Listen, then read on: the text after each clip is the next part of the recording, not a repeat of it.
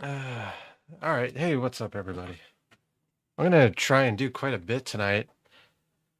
Um, First of all, I wanted to do some testing on this DS Lite stuff. I got a bunch of parts laying around that I kind of mixed up a little bit, which is not a big deal. Um, but in the process of testing stuff, I actually want to see if I can attempt to repair this board.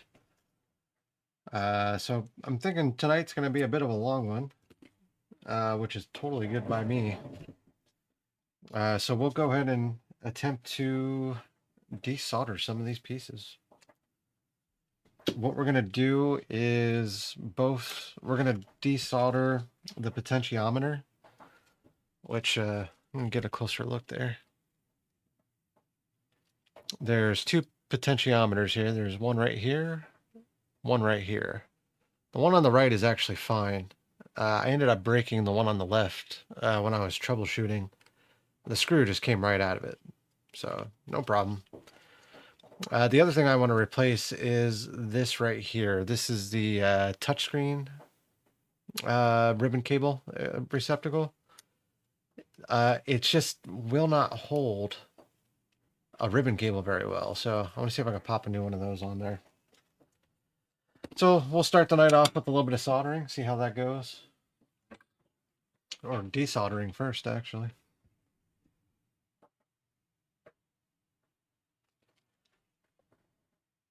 Yeah, we'll start with this one.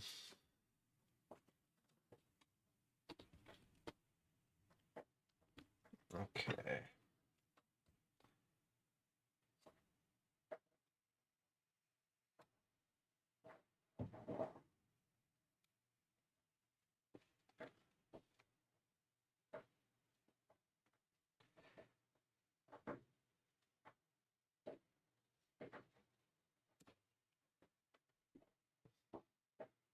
I have not desoldered something this small yet, so this is going to be a little new to me.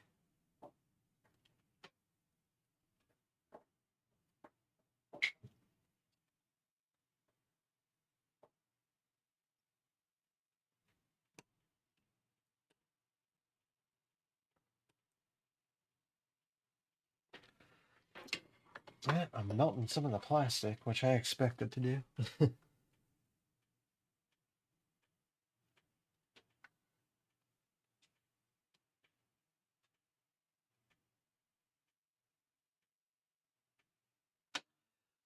Let's see if I can switch this over to the camera. Let's see. Workbench reverse.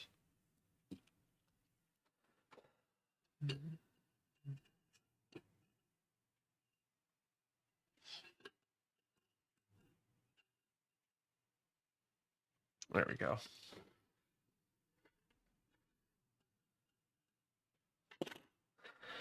All right.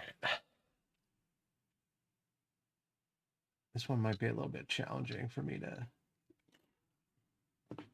to kind of have it under this microscope and see what I'm doing all at the same time.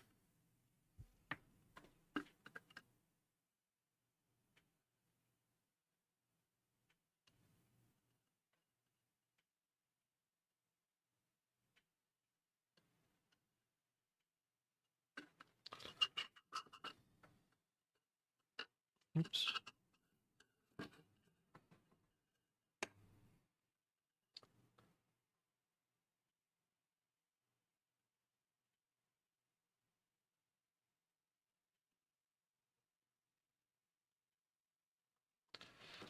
I'm popping something off there.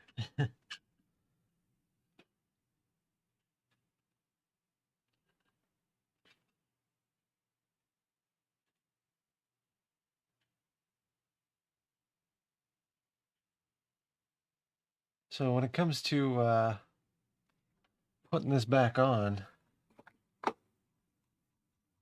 I'm definitely going to have to be a little bit more tactical with it. Okay.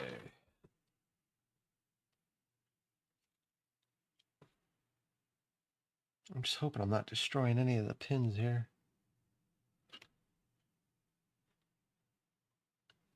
Or the pads, I mean.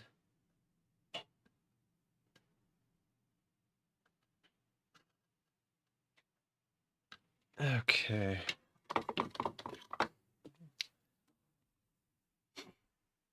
So, although I'm okay with soldering, stuff like this is still a little bit new to me, so you guys are actually watching me learn here.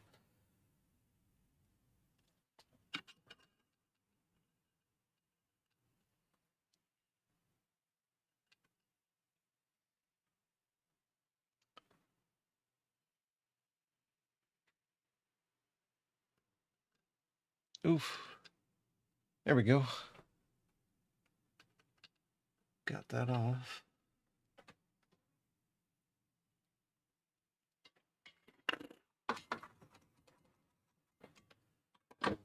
Let me clean that up a little bit and see what it's looking like afterwards.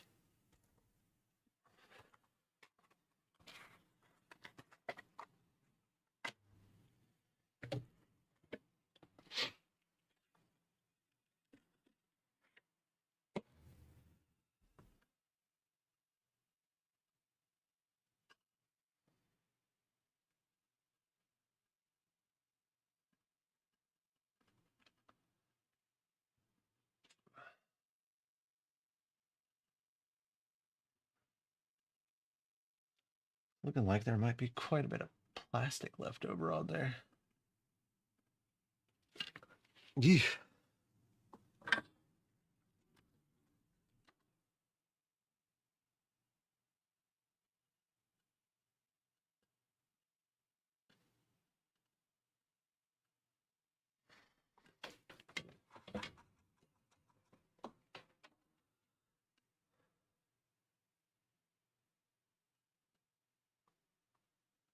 So yeah, when it comes to putting the new ribbon cable receptacle in there, I'm gonna have to be a lot more careful. I can't be as sloppy when it comes to like I did right now, just with removing it.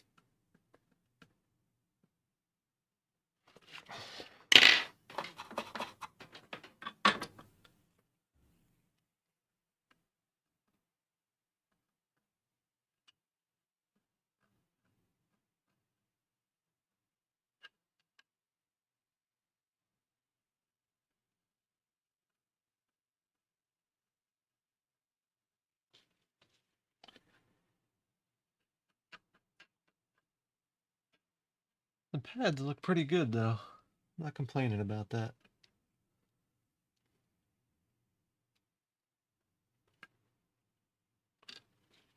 Let's just add a little bit more flux to there and make sure we're getting rid of everything.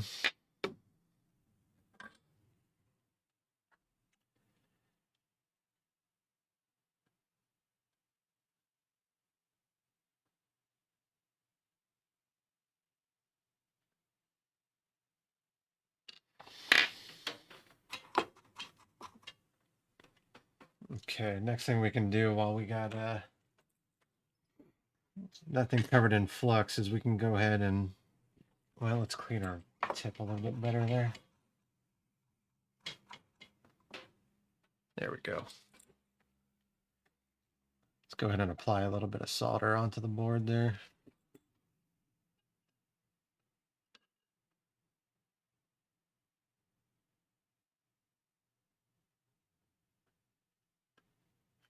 Okay.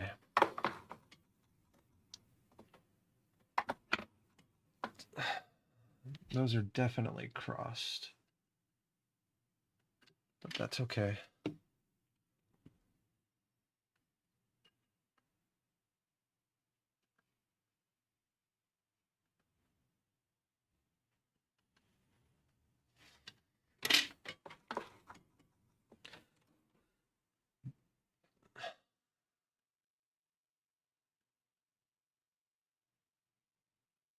Remember, there was a time I never used flux when I was way before I even got into this.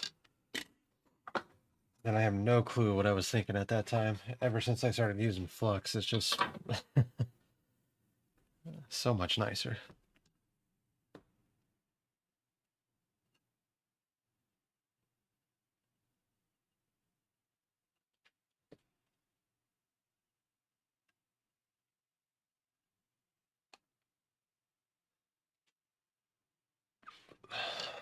Get a clean Q-tip here.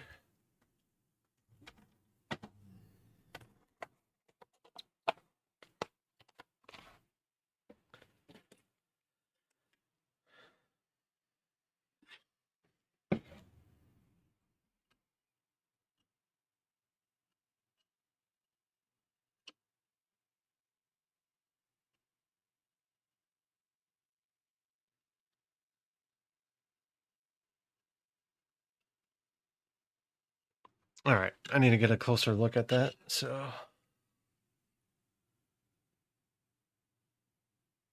yeah, it looks pretty good. All right.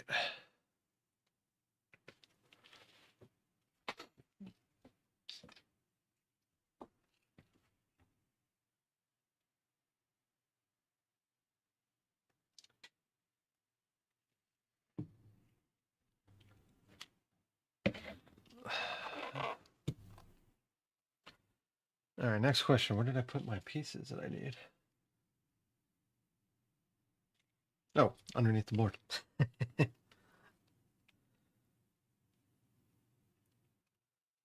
Okay.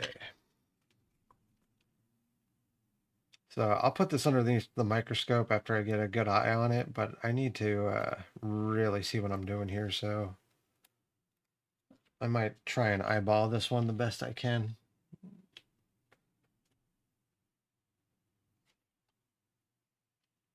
Okay.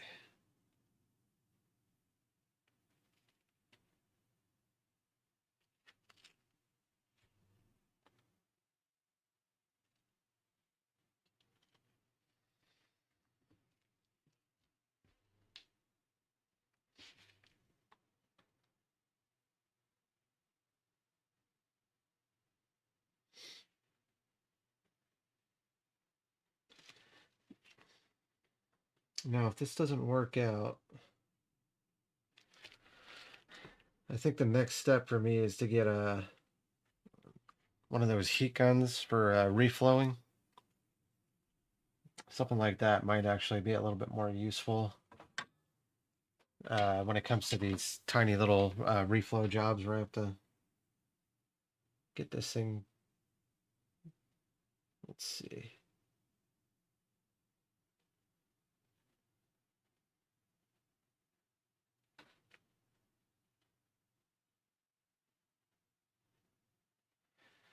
Well,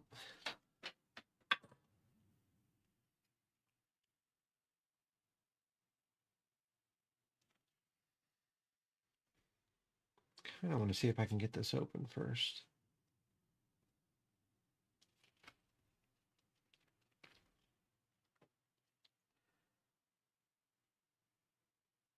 I don't think it's going to be that easy when it's not soldered down to the board, though.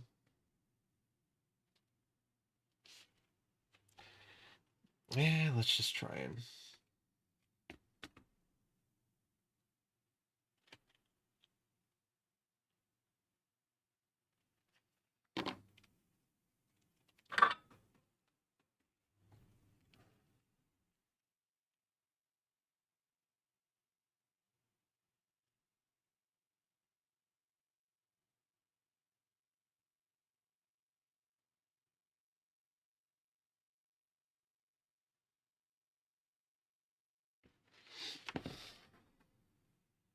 Nope.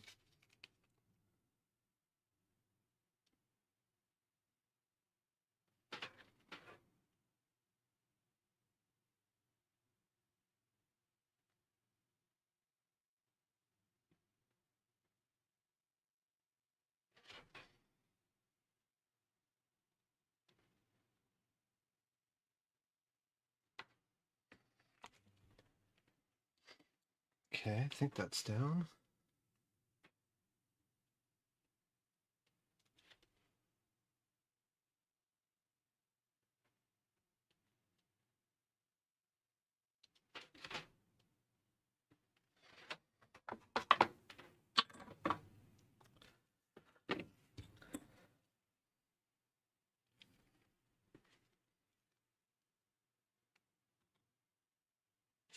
Did I do it without melting it?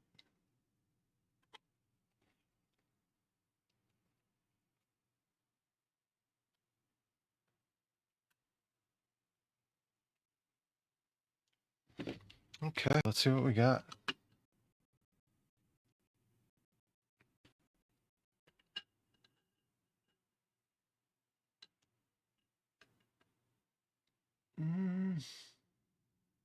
That looks a little off.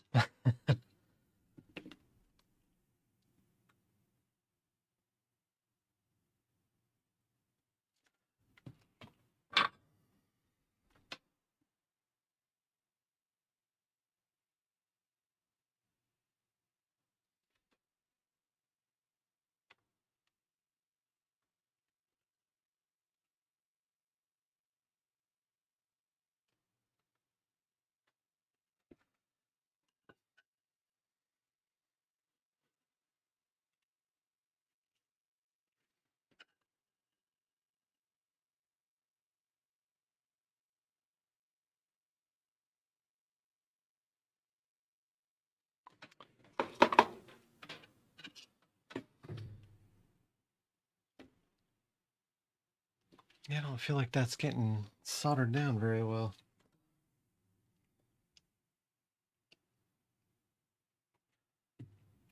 May not have had enough solder on the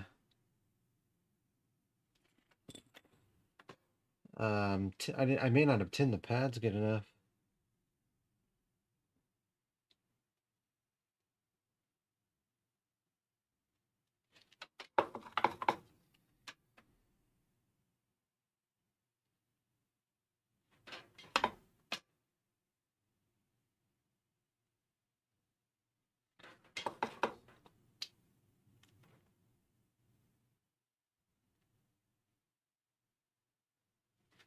All right, now we got too much solder on it.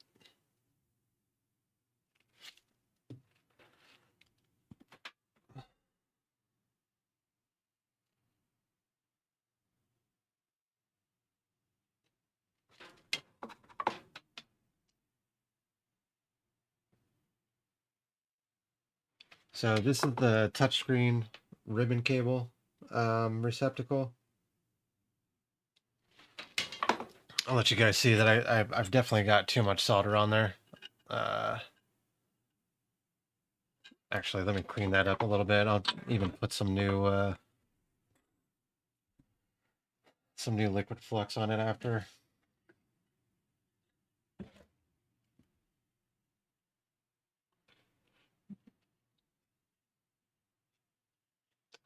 Nice thing about this, I mean, these boards are really hard to screw up as long as you're not pulling the pads off the board. You know, all these parts are replaceable for the most part. So, yeah, it's a little hard to see with the light, but you can see I got 3 of those 4 pins just mixed together there. So, no big deal.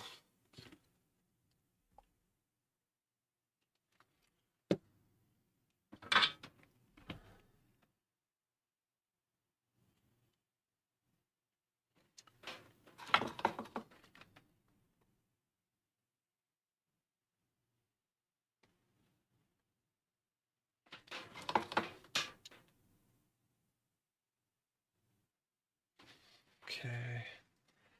The liquid flux likes to burn up pretty fast, so that might be part of my issue here. Maybe I should have used what's it called? Flux paste. I'm sorry.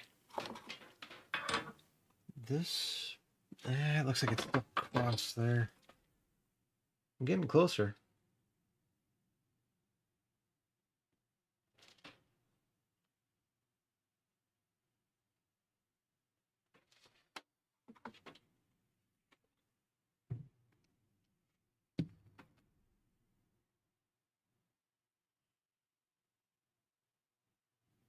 I might have got it that time.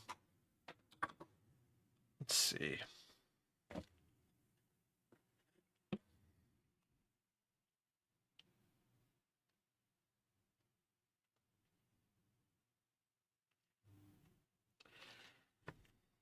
Just cleaning this up with some IPA.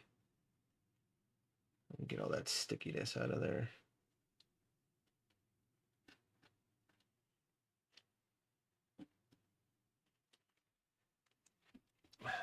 Might need a new Q-tip.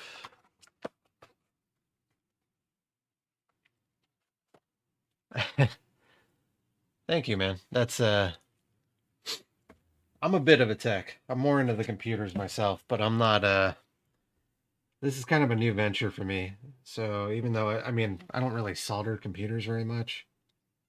I think I did the occasional laptop power jack, but you know, I'm more into business to business, network setups, and I'm basically an IT director by day. Um, I just help businesses, you know, do the day-to-day stuff that they need to get done. So this is just something because I'm kind of tired of looking at computers at the end of the day. That doesn't look bad. I'd be willing to give this a shot. I mean, it's on the board. I just gotta hope that I'm having a hard time seeing the solder joints. You know, I can get a little closer actually.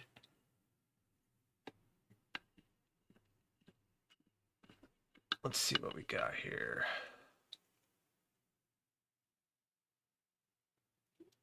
I mean, it's touching each pad.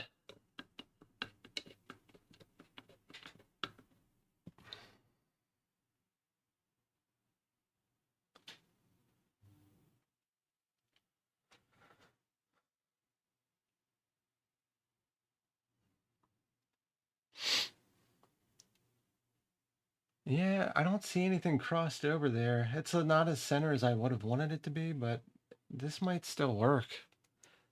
So I might just give that a shot and call it good. Pretty sure the worst thing I'll do is just blow a capacitor or something like that.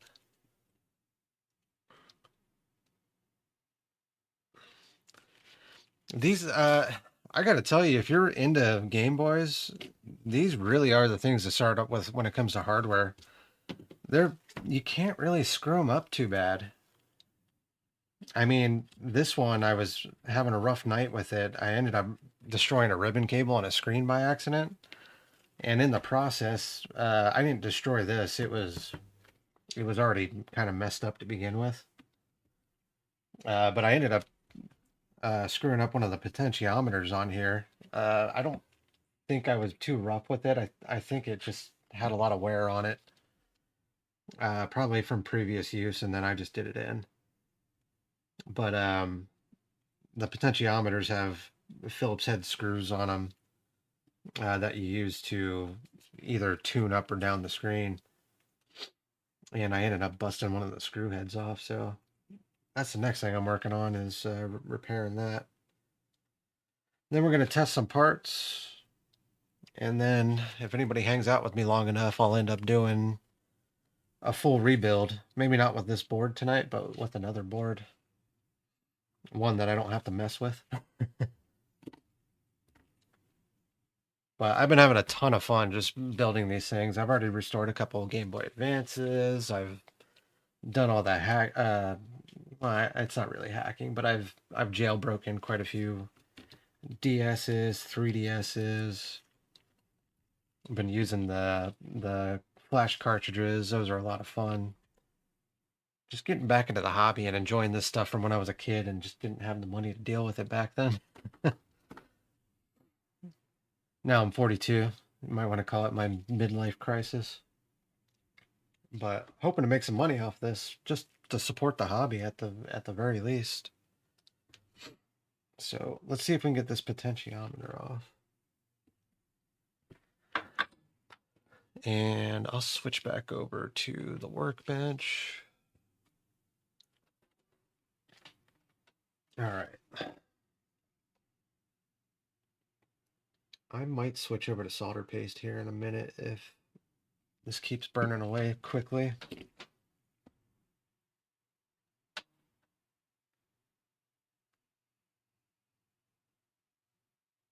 You're gonna lift.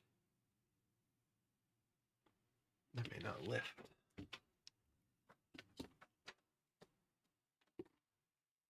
So this is the potentiometers have 3 solder points on them. It's one at the top, 2 at the bottom. So I think what I'll try and do is lift the first one. which I think I just got it. Yeah, I did. So we'll try the back two now. There we go. See if I can get a close-up on that.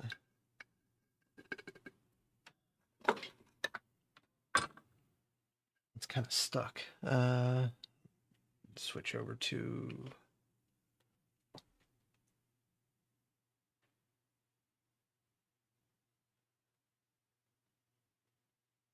Yeah.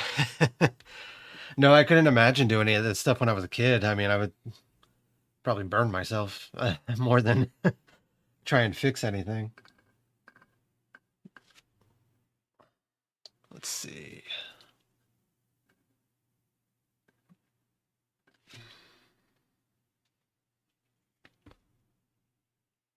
All right, let's get a close-up on that if it's possible.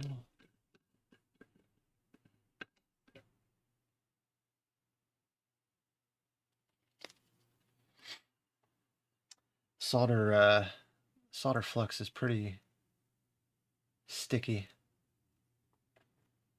So yeah, there would have been a Phillips head screw in there, and that just snapped right off. It wasn't really necessary to replace this because the screens were working, but I want full capability out of this. I don't want to half-ass it, as you would say. So let's take a look at the board, make sure I didn't destroy any pads, hopefully. Where we got it? Right here.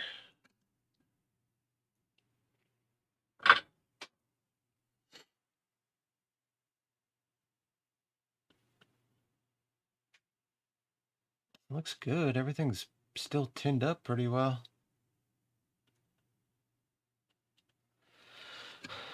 Yeah, the whole only thing I want to do different here is I want to show everybody that I'm learning this process. I mean, you got everybody out there who makes these videos doing it perfect, which is awesome because I've learned off of them myself. I have nothing bad to say about those videos. They're great.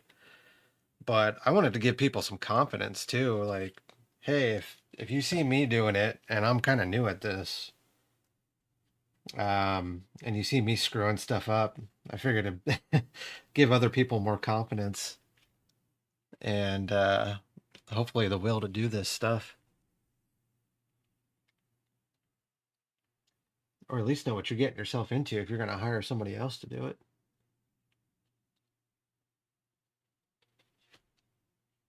Okay. Let's pull this potentiometer out. This, I know it's a 3-port and it should fit, but it almost looks a little bigger. We'll see. I'm still struggling to get it out of the package. There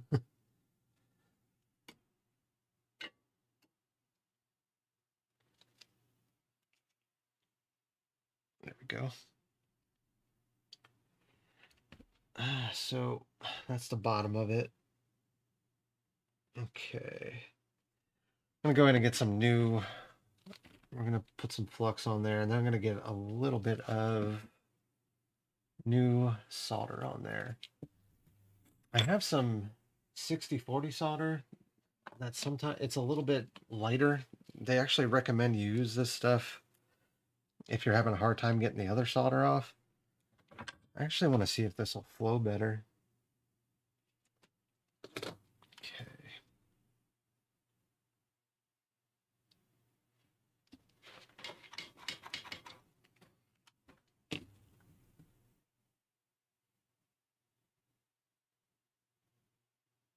Well, we got nice pads there.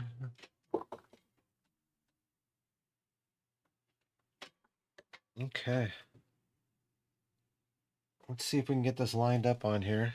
I'm going to do the line up close to my face because the microscope's kind of further back. But after this gets lined up, I'll show you guys in the microscope.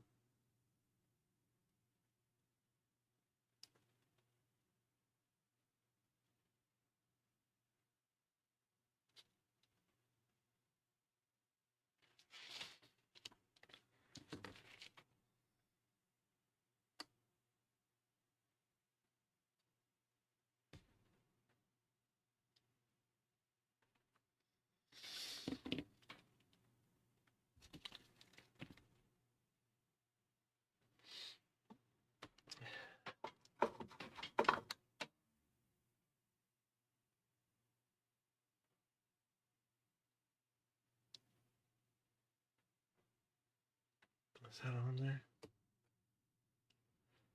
Nope. I almost wonder if that needs to go back more.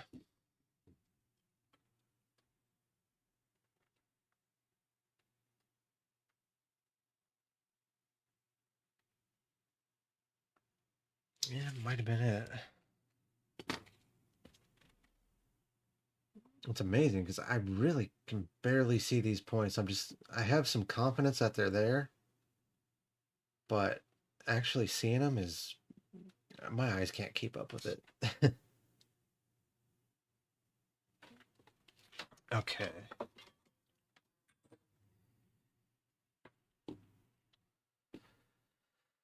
Oh, the potentiometers actually aren't for the touch screens. The potentiometers, they kind of tune the white balance on the top and bottom screens. I actually don't remember which one's for which, but I know one of these is top and one of these is bottom screen. And this potentiometer definitely is a little bigger. When I was looking around on AliExpress, they said that these were compatible, but we'll find out. Let me switch over here.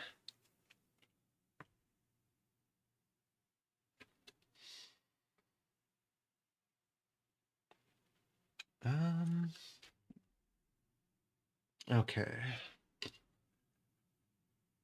So the top of the screen is the 2 points. Let me clean this up a little bit. That's really rough to see in the camera.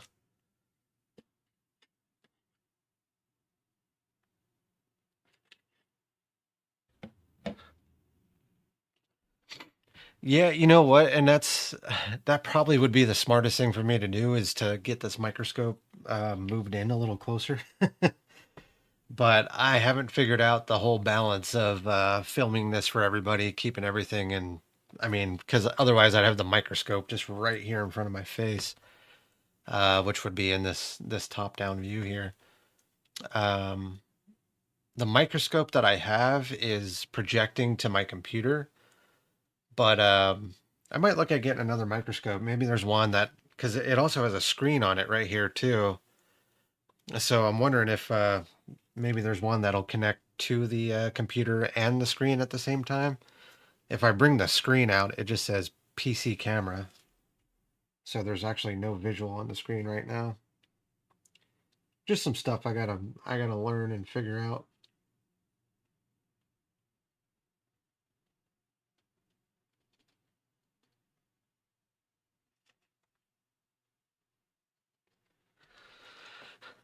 But yeah, that would probably be a heck of a lot easier on the eyes. All right, let's see if this is easier to see in the microscope.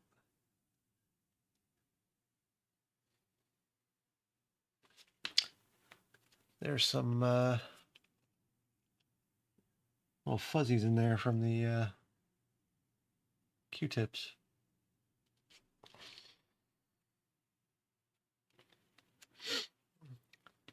That liquid flux ends up leaving quite a bit of a mess.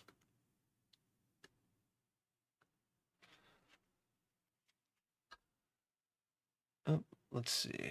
First of all, is that moving around? Yeah, see, that's moving around too much. I think I only have the one solder pad on. Well, that's all right. We'll just add some more flux.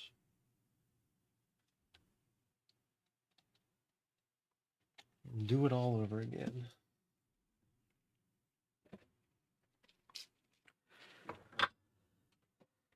I'm going to try and load up the iron with a little bit of solder. See if I can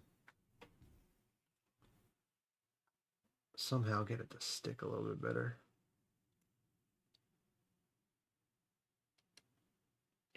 Yeah, I think that got it that time. Question is, can I get the front?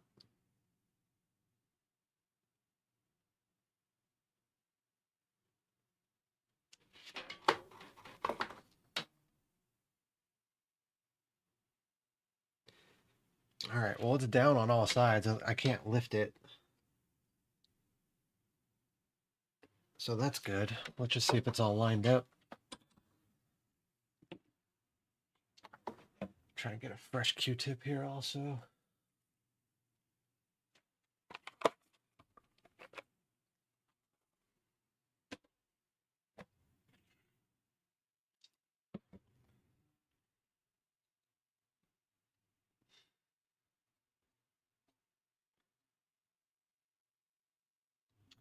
Been doing some of these projects during the week. This is more activity than I usually get lately. I'll have to start doing it on the weekends and Fridays a little bit more often, maybe.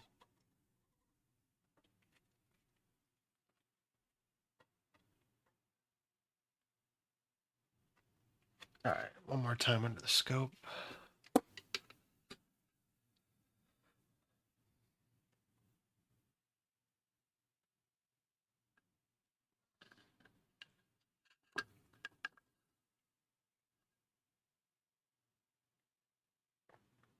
Yeah. Can't really see the pads, but it's such a micro solder that it looks like there's enough solder underneath there. All right. Worst thing that's going to happen is it won't function when I start it up. So we'll figure that out. So next thing I'm going to do is grab a battery. Let's see.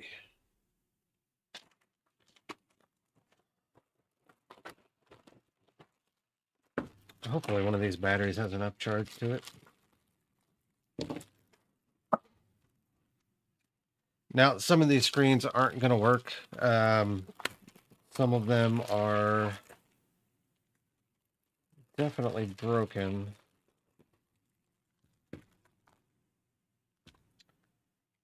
Let's see, I got bottom screens, I got 2 top screens.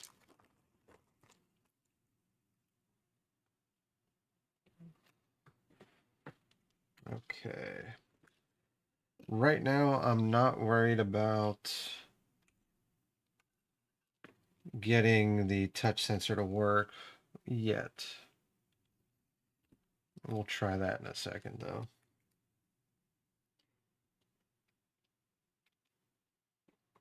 Last stream, I was learning how to route all these ribbon cables through. Oh, no. That's, I don't think there's any watch batteries on this board, actually. That would be the game cartridges themselves. But they're CR 2025s and CR 1616s. Let's see.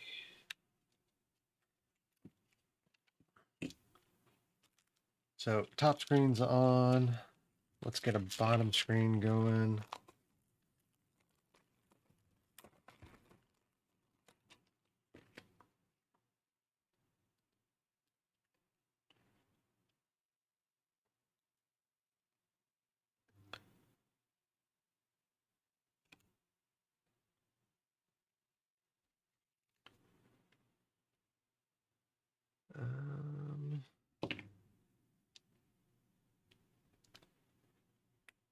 Okay.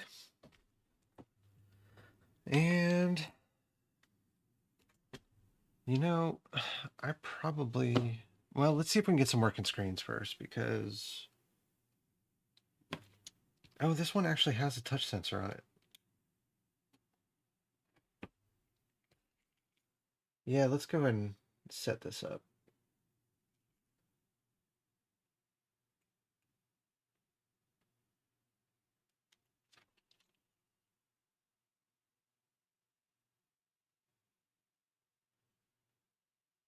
Come on, get in there.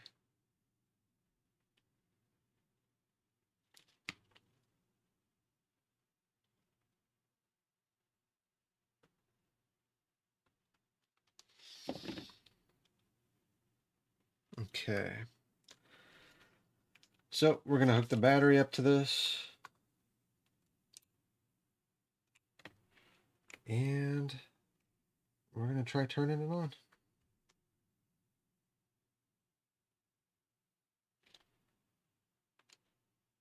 Oops.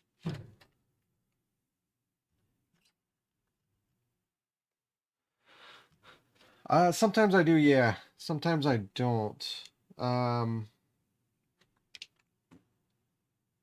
when it comes to, we didn't get anything turning on there. That sucks. When it comes to AliExpress, I've had a couple parts that just really ended up sucking.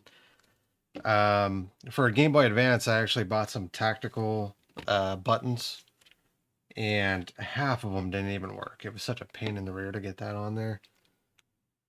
Let me try another screen here. That was top screen. You know, let me, before I try another screen, let me actually just try remounting it.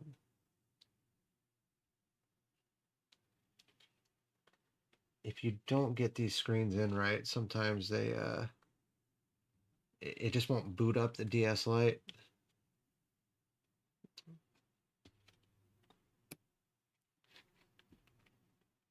Okay, try the battery again.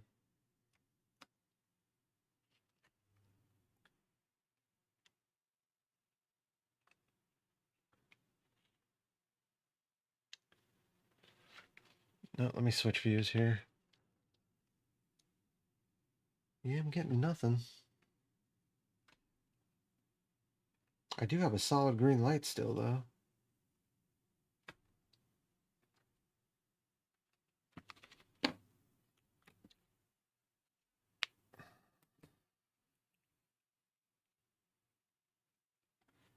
I don't think it's the bottom screen that's an issue here.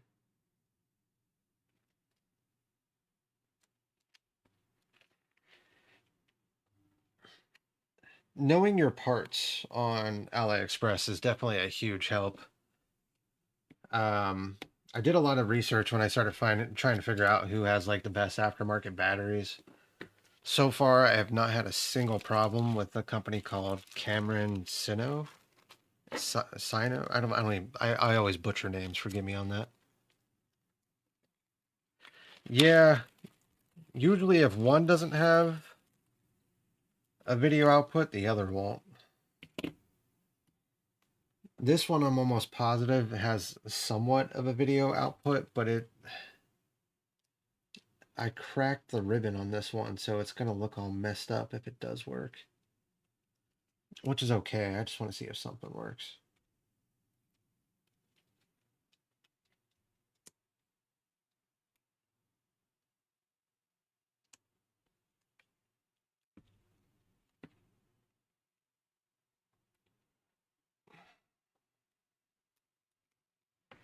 Okay, try that again.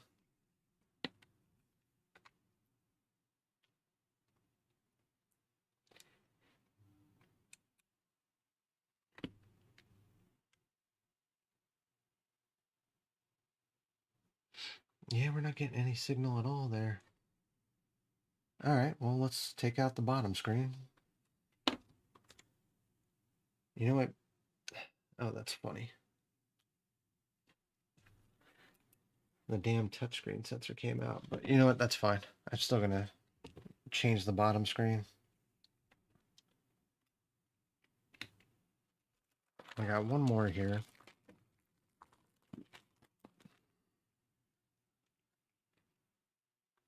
I really didn't want to break out the new screens yet that are supposed to work, although we do need to make sure they work.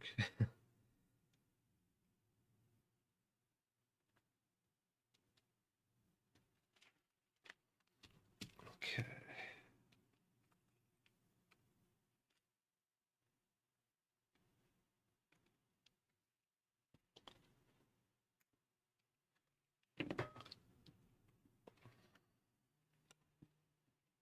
Okay.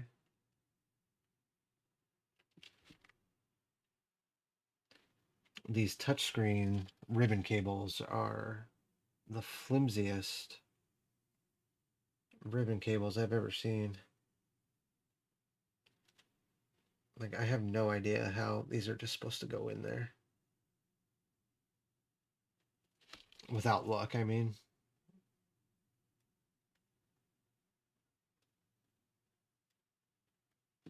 Let's see if that stays. I don't think it will, though.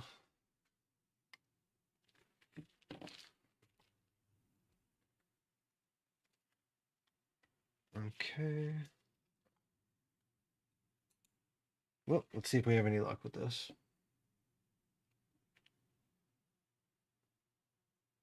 Nothing. Okay.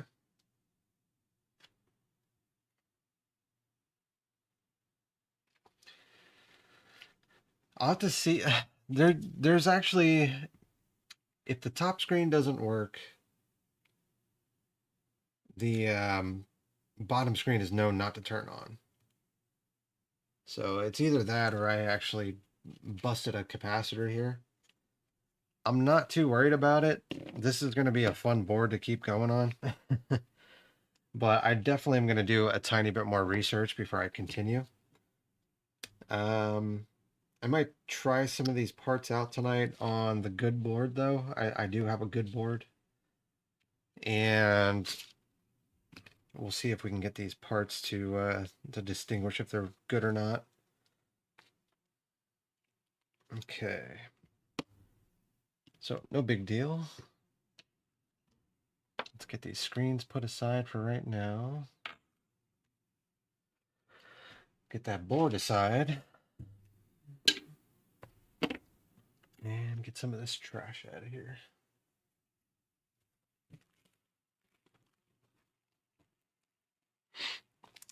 That, yeah, I'm definitely going to be troubleshooting that. I'll have to bust out the multimeter and start seeing if we have continuity between some of them.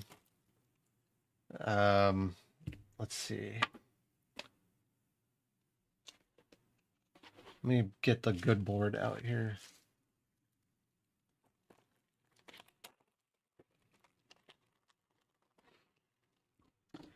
So for this board, oh, you know what? Damn it. I think this one's on me. See, I told you, this is what I love. This is what I love. I love making mistakes because then you guys get to see it and you'd be like, I'm not going to do that if I try it. I don't think this thing starts up if it's missing the Wi-Fi card. So that's awesome. Let's try this one more time and see if that's what it is. Because we're getting power light staying on.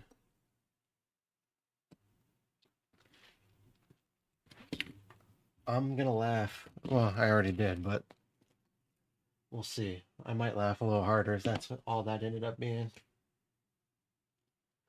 All right, so we'll try this.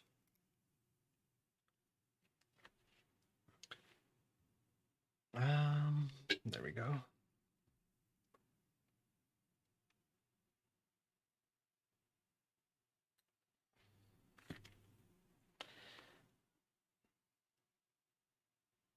Yeah, absolutely.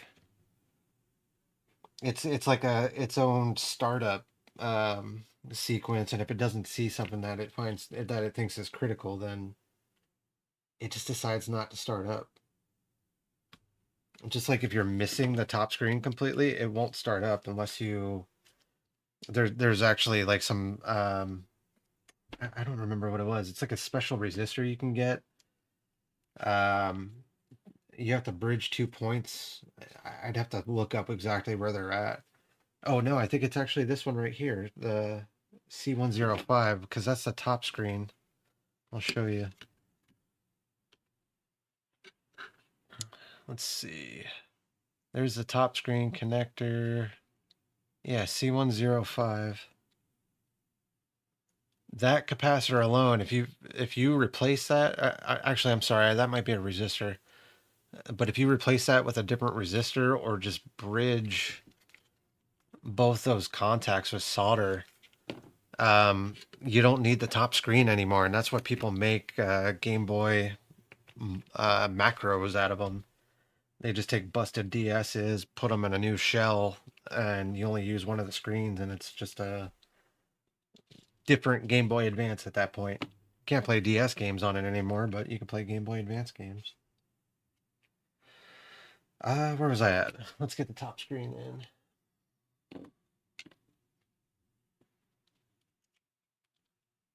in.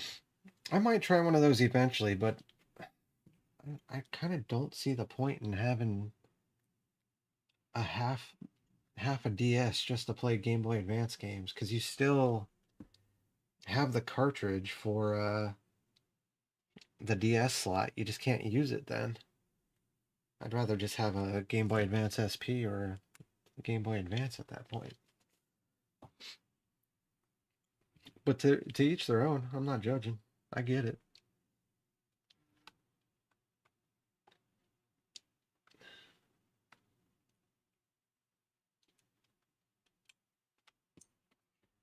All right, here goes nothing.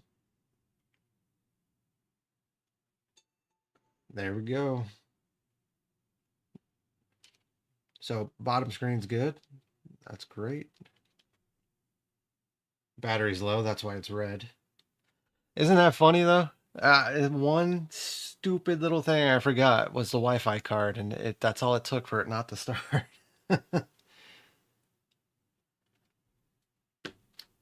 All right, so let's see if we can get to that potentiometer.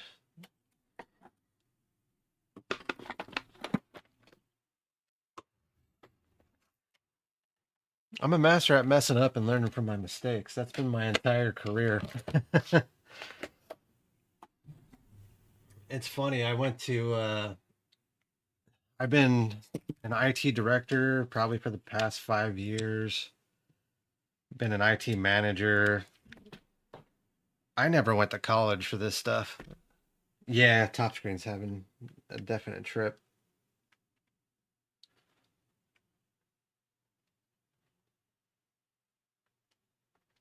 So I'm not sure if the potentiometer is actually working.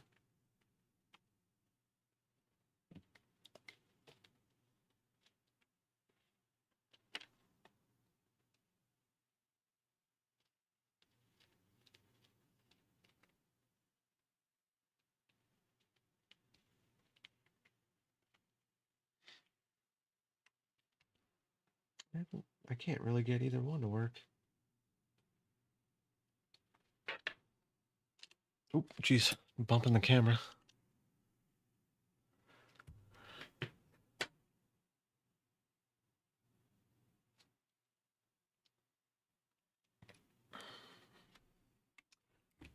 Yeah, I gotta be honest, I never even went for any of my certificates. It's just, I was so busy in the field and I could get the job done. So nobody ever questioned me. So yeah, I didn't go to college. I just had a natural knack for computers. And then all of a sudden a bunch of petroleum companies and healthcare clinics trusted me enough to get the job done, and I've never let them down.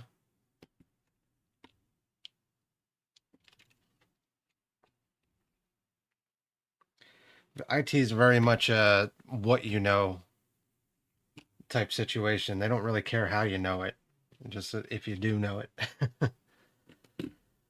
So I'm gonna put this bottom screen aside. I gotta make sure that I understand that one works well. The cool thing about this bottom screen, by the way, it's just the touch sensor on top here that's all scuffed up. So all I got to do is take this touch sensor off, slap a new one on there, and it's basically the new lens for it. It'll work. There won't be a single scratch on here. It'll work great. Unfortunately, the ones that are a pain in the rear to do are the top screens, and we're about to find that one out here real soon. So I'll mess with this board a little bit more later. I just wanted to really try some micro soldering tonight. I'm not quite sure how well it went as far as the micro soldering, but that's okay. It's a learning experience. I'll keep messing with this board until I get it right or break it. So let's get the good board back here. We are going to do some soldering on this board tonight. What do I got here? I have a Type C adapter for this.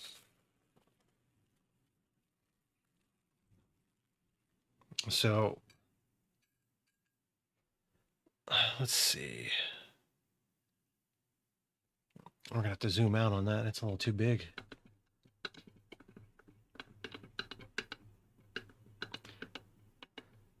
Yeah, yeah. The touchscreen. It's a touchscreen digitizer. It's just basically I got a brand new one here. Let's see. Where the heck did I put it? I don't need that. Oh, there it is.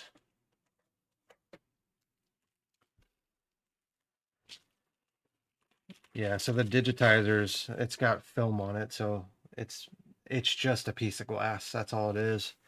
Of course, with the digitizer sensor on it. But yeah, I mean, so if you ever pick up a DS Lite and the screen works perfect, but it's got scuffs all over it, it's pretty simple to replace those, except for the fact that you have to tear it down. So let's see what we got here. All right. So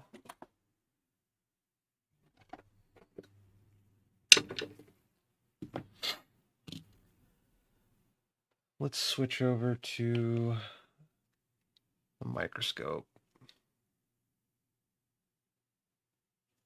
So this is the USB-C mod that I got. So far, the ones that I've installed on here it's been this brand.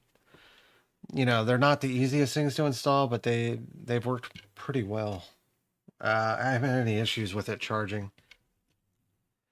What we got to do is take the old charger off. One thing I found out recently as I was testing this, let me see here. You'll see this point right here, I believe, is the only positive terminal for the power. Everything else is ground. So right here, there, all the way over and down is all ground. So ideally, as long as you get the positive and a ground in there, it'll work. I imagine these points here that are on the ground are really just for stability to make sure it's in there good. So let's see. Let me take a drink here.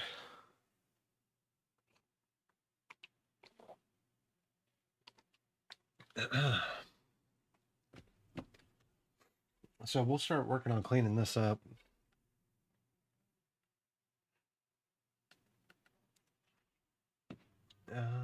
Where is my solder wick? And find my solder sucker too. All right, where the hell did I put that thing? I just got done moving, so some of my tools aren't exactly where I left them.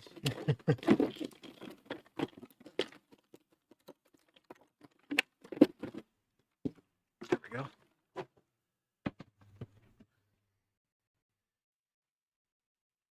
Okay.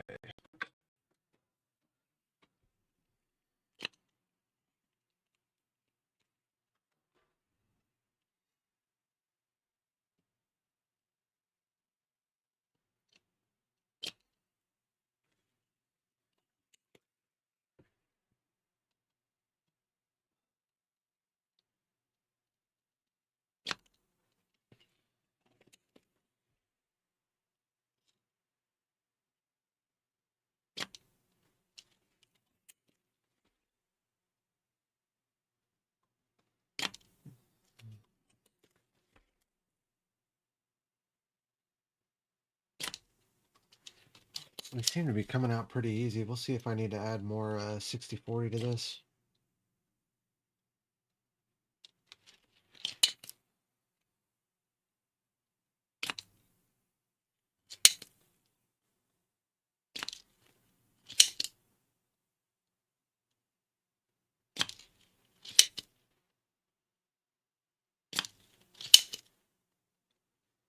There's still some solder flow in these.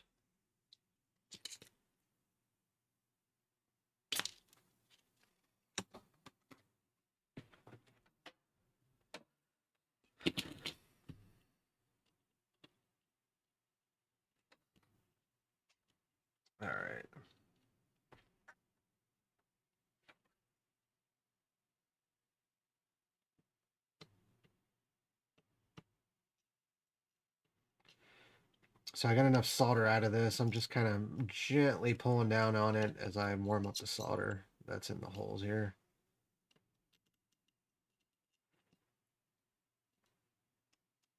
And it seems to slowly but surely be coming out.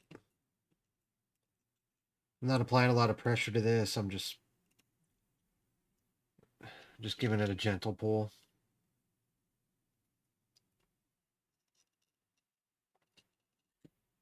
There we go. And it's out.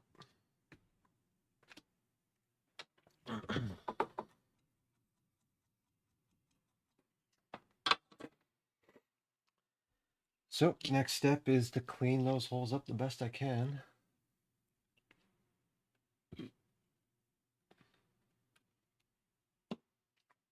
Okay.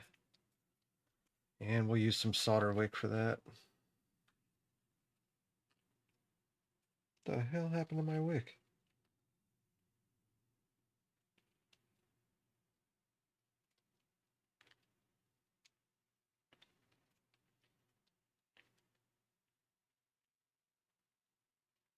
Eh, we'll see if that flattens out. So just trying to clean up these holes so that I can get some fresh solder flow in there. This wick will hopefully soak up all the remaining solder. Yeah, that's coming up nice and easy. And let's give that a clean. I'll put it under the microscope so you can see it.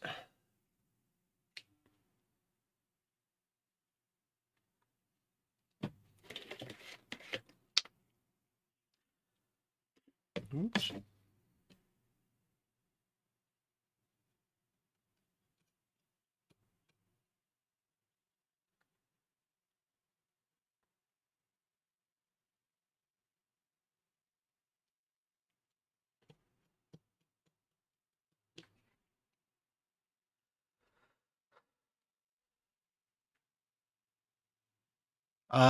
No, the charging mechanism was actually its own proprietary one. Where the hell did I put it? Game Boy uses their own proprietary one. It's almost like a USB style, but it's not quite. Let me see here. Yeah, it's it looks like almost like a mini HDMI. Oh no, this is the original one, is what I was saying. Yeah, that's all we're doing is modernizing the charging with the USB-C. Everybody's got USB-C chargers now, so it kind of makes sense. And here's the board. So all those solder holes, nice and clean. That's getting easier for me to do. I just recently had to do, God, what did I do recently? It was an Elite Series 2 controller, and that was an absolute nightmare. I've never had such a hard time desoldering anything before. So I'll do these all day long.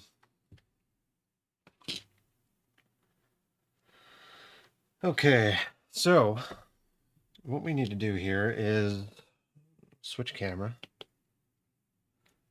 And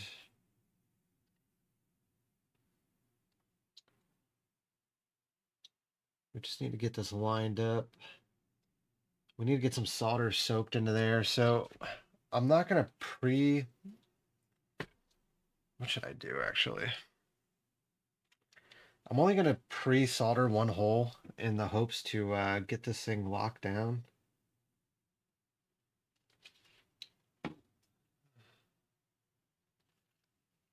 Let's see.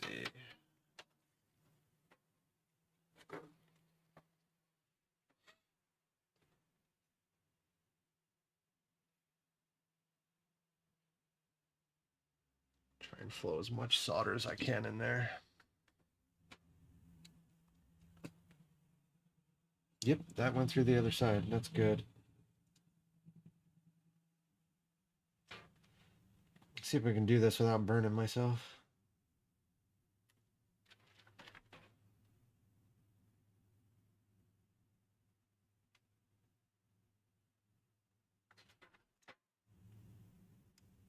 Nope, that didn't stick.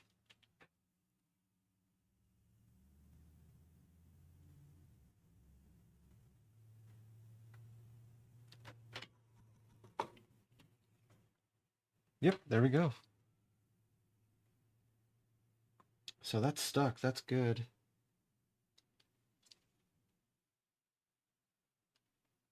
No, not good enough. I'm actually wondering if it was the what's it called? Flux that made it stick.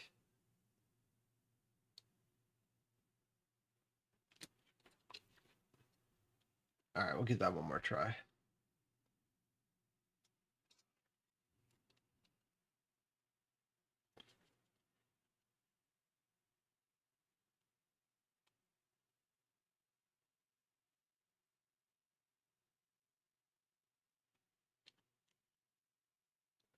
Getting it all lined up so I could see the solder go through all these holes is the hard part.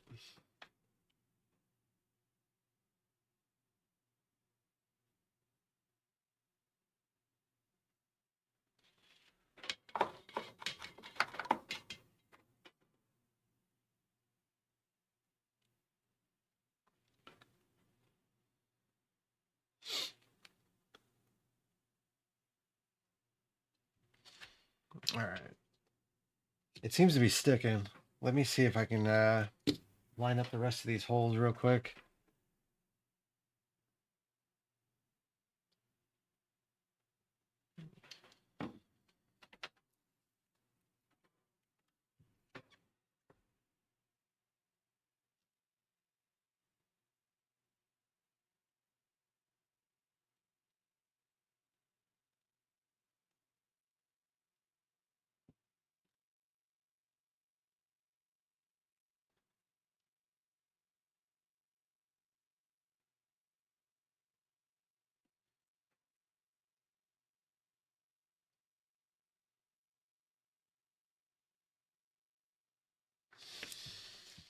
Okay.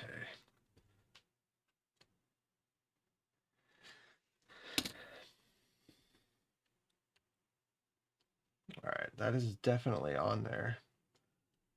So now we just gotta, let's see.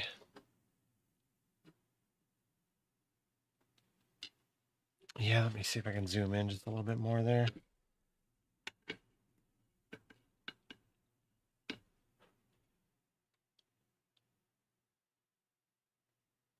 And I'll switch screens.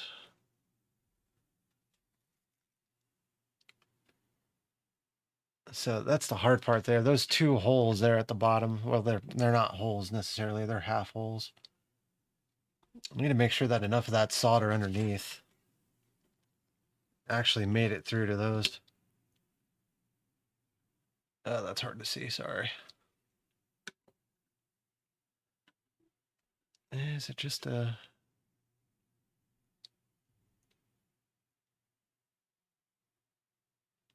Yeah, so those 2 points right there. There's a bridge there, which doesn't really matter too much because it's ground to ground. But I'm definitely going to clean that up. All right. So this part usually just takes some patience. That's all it is.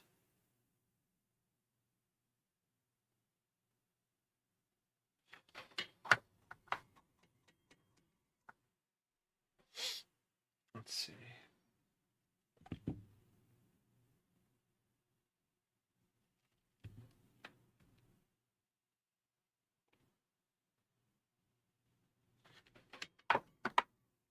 And we'll see if I can just clean up a little bit of that.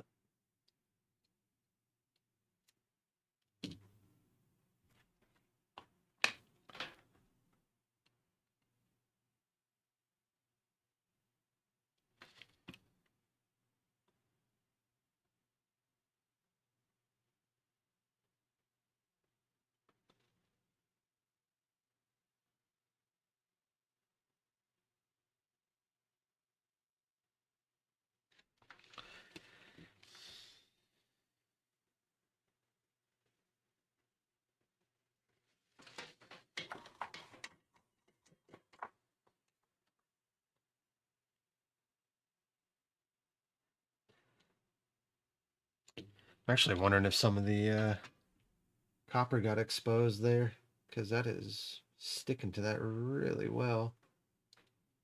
Like I said, it doesn't really matter if it did, because it's all the same ground.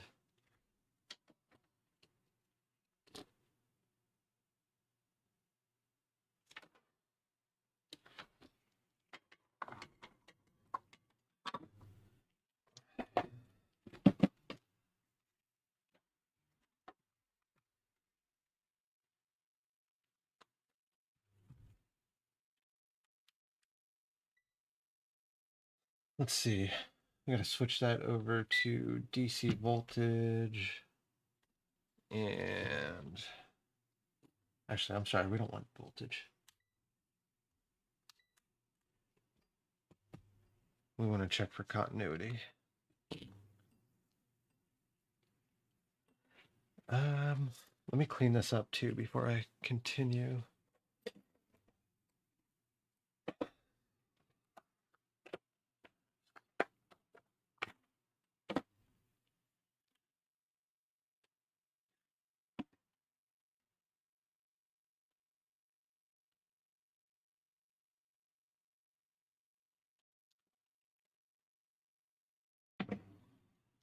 Sorry, I'm hoping not to take too much longer on this part. I just got to get that Type-C port working. And then I think the fun part for me is actually pulling out the brand new shell from, which I'm not sponsored, by the way. I just really like eXtremeRate. I've had some cheap shells before from other third-party companies, and I have not had a single issue with eXtremeRate.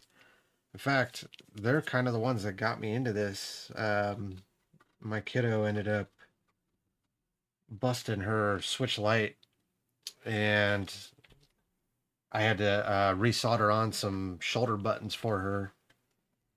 And while I was at it, I was like, "All right, well, you've had this thing for 6 years. The case is all beat up, so let's just get you a new case." And I ended up getting an eXtremeRate case.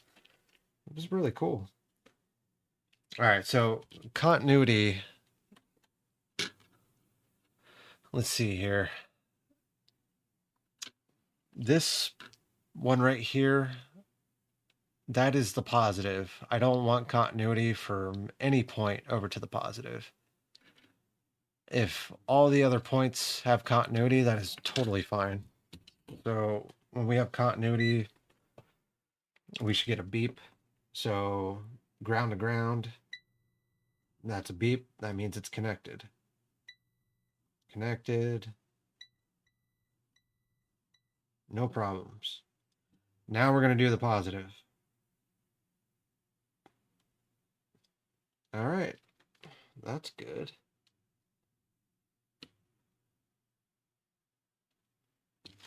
No continuity. That's what we want.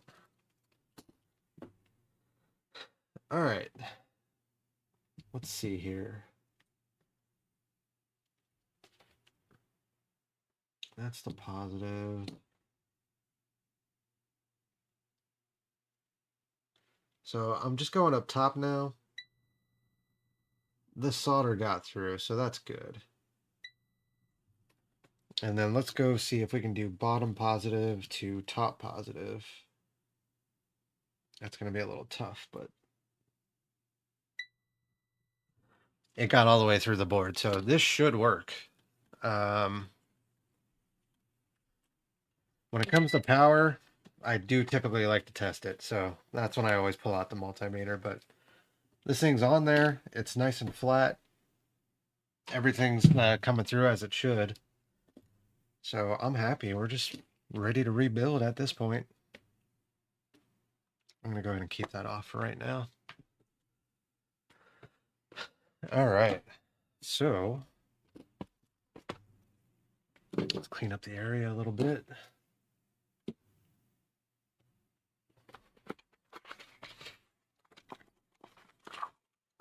One of the other kids loves orange. So I was trying to come up with some ideas on what to build, and I was like, you know what, let's go all orange, see if I can impress her a little bit. But she's the oldest. She's hard to impress.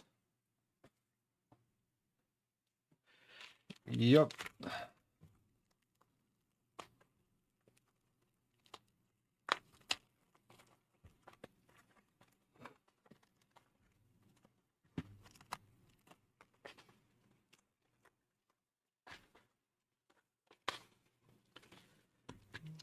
All right. So we got, well, let's just open the bag. This right here is the cradle for the stylus. This is the stylus itself. All see-through orange, really cool. Oop.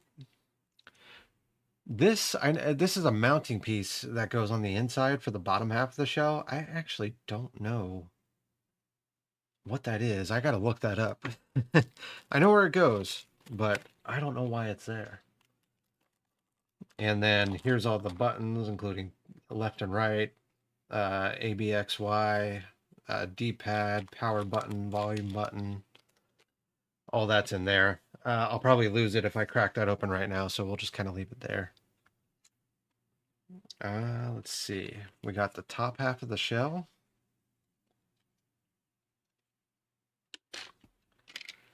We've got, this is the right hinge and the power charging indicator. We've got the battery door.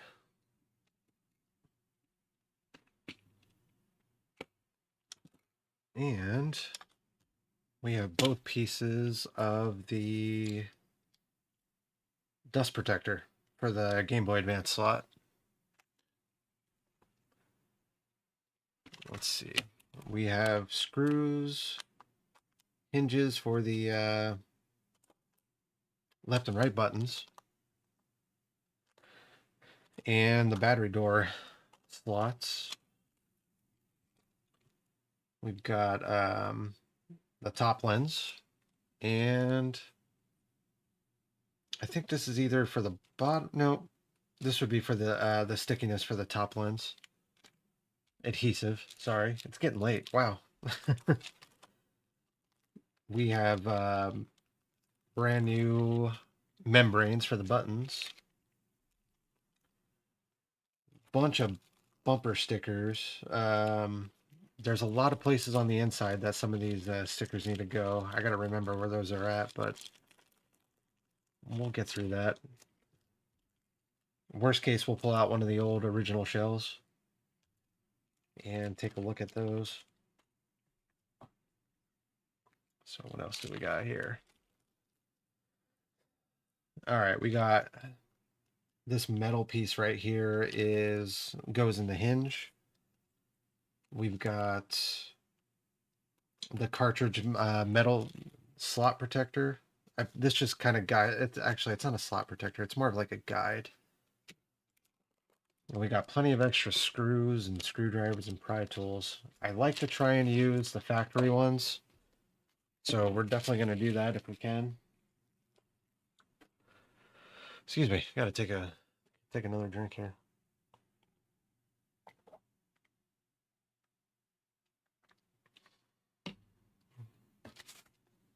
Okay. So we'll build the top screen first.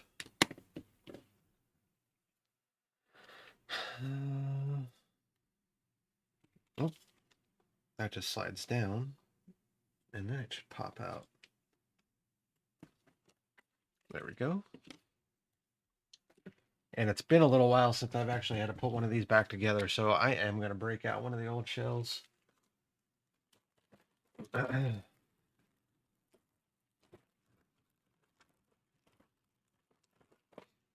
I just want to make sure I remember where all these little adhesive pads go.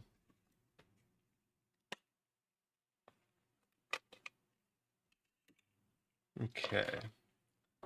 Yep, so there's the first one. You know what? I think we're going to have to do some more soldering tonight, to be honest with you.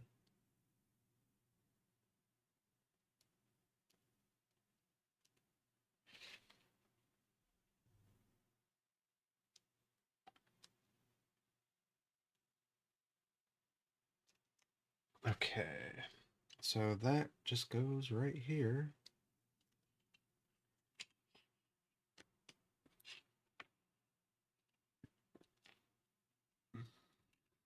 Okay.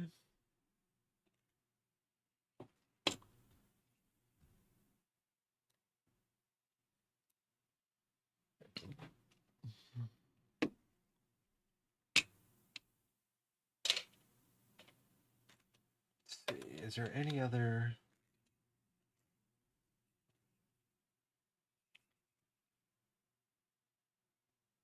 Nope, not seeing anything.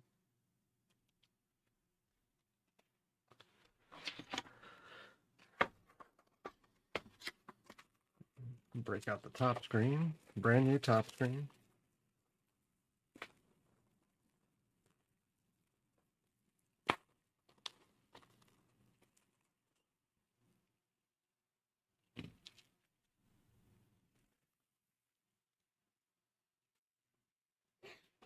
The only thing we're missing on here is the speaker, so that's what I'm gonna have to resolder.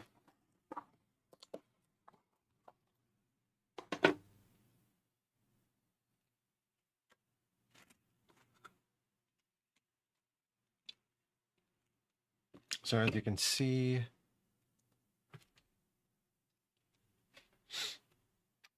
we got left and right speakers, taking up all four of those pads there. So that's not a big deal. We'll get that cleaned up and we'll go ahead and tin that actually. Get that out of the way. Let's see. So that's the top of the screen right up here. We'll add. That's more than enough flux.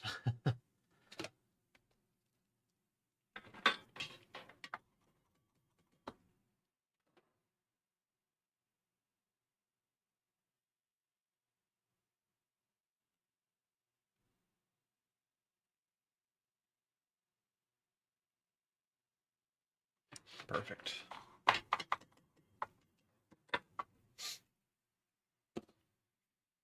Okay. I think what I'm going to do is, since I already busted the ribbon cable on this one. No, that's not the one I busted the ribbon cable on, but that one doesn't work anyways. We'll just pull the speakers from this.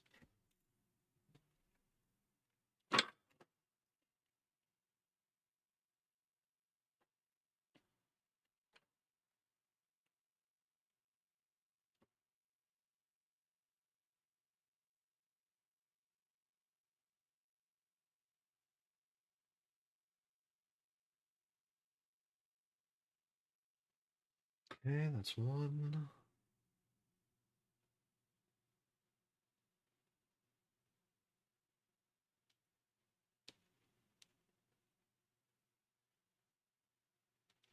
That's two.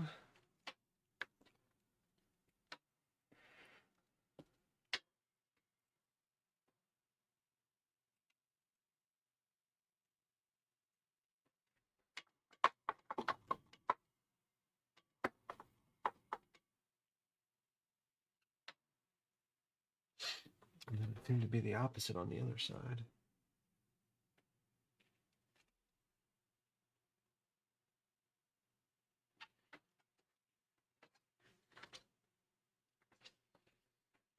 Go ahead and get the tweezers.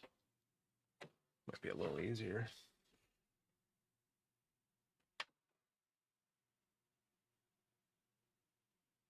Nope. Not easier.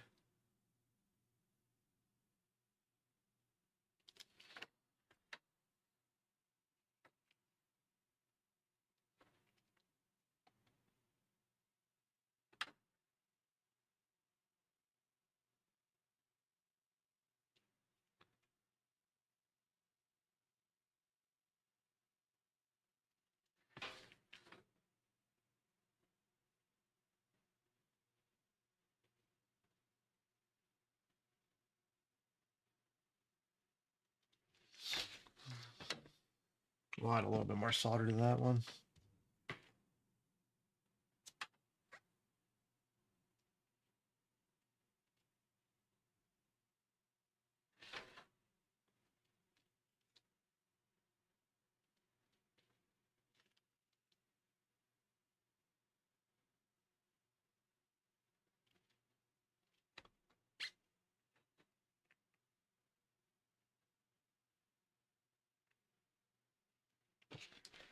I'm just getting the wire to bend down and stay for a second.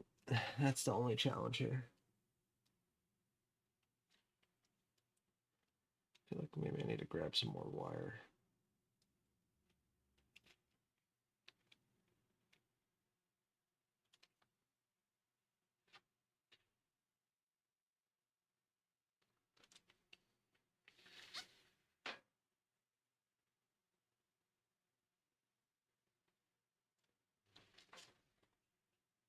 Okay.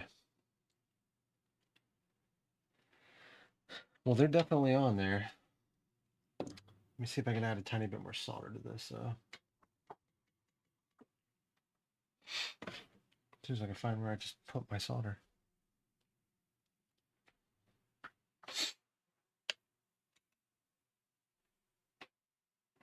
There it is.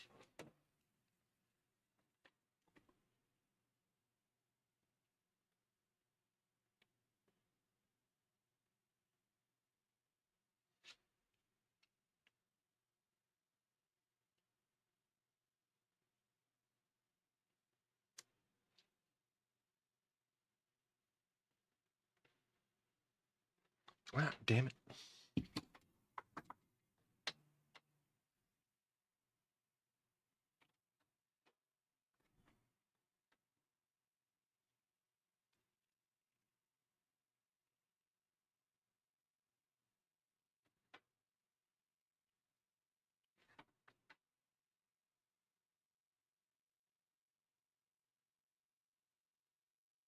There we go. Perfect.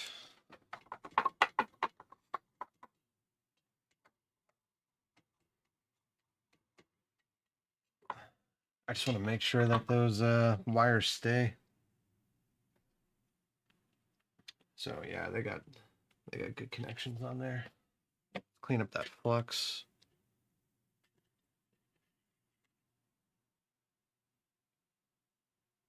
Thanks for watching, man. I really appreciate it. It was nice talking to somebody for once.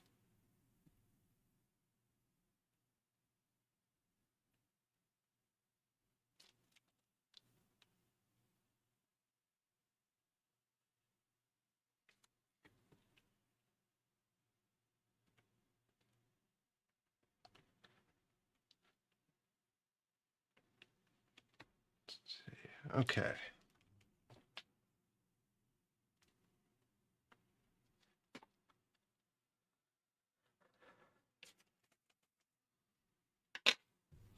So top screen's pretty much set.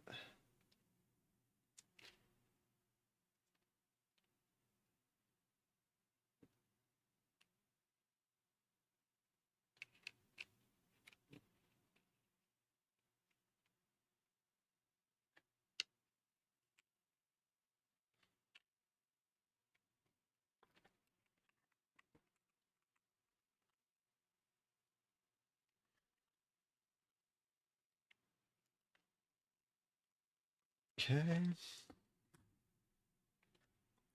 Getting the speakers put in place.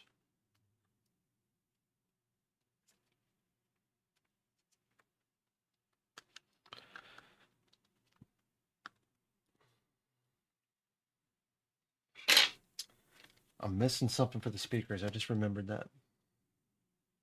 There's dust covers for the speakers. Let me find those. I know I have some.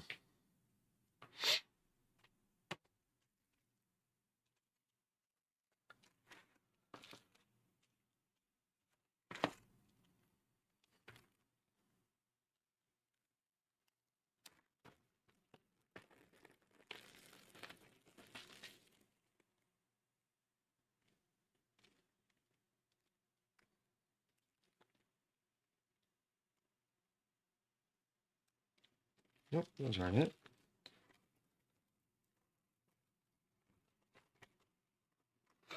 They're here somewhere.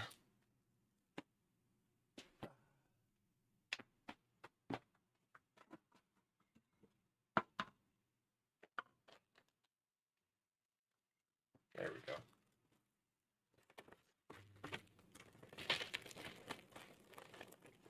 There's actually a couple pieces from this I'd like. I heard that the aftermarket diffusers for the LEDs kind of suck.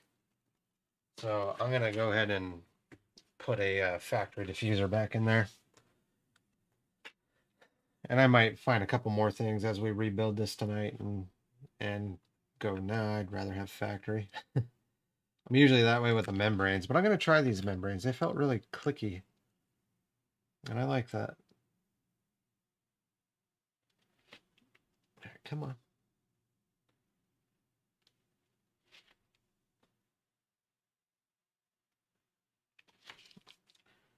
All right, there's one dust cover in there.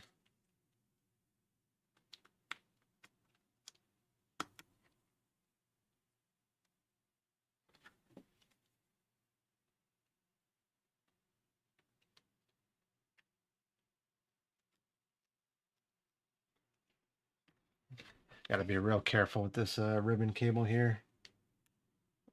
Ribbon cables are a huge pain in the ass.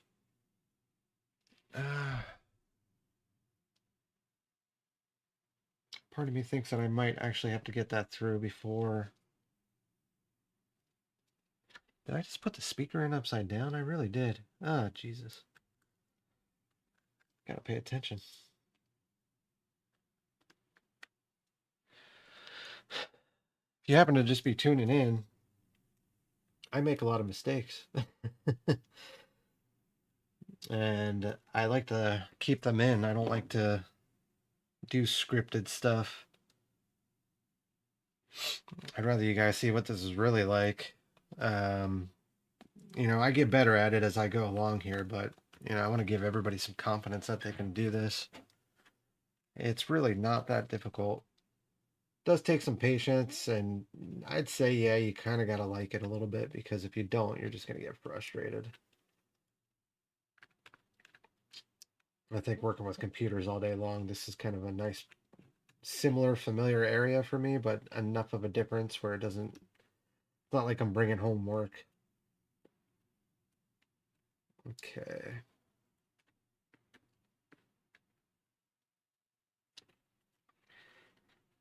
Let's see if I can keep these routed okay.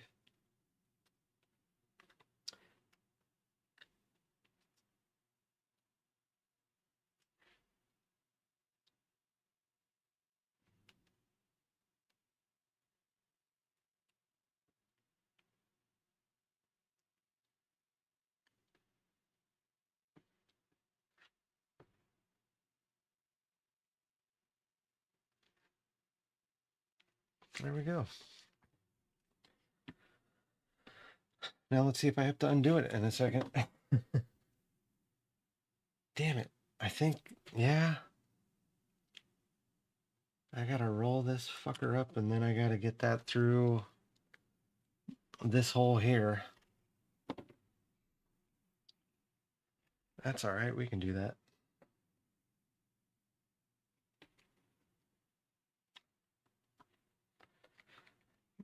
This is the most unpleasant part of the entire build, is just not breaking this ribbon cable.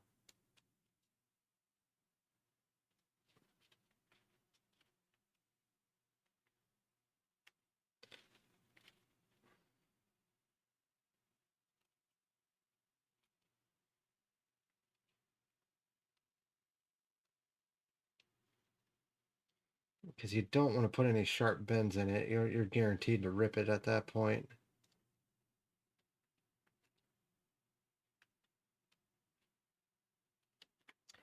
Let me think if there's anything else I need to do.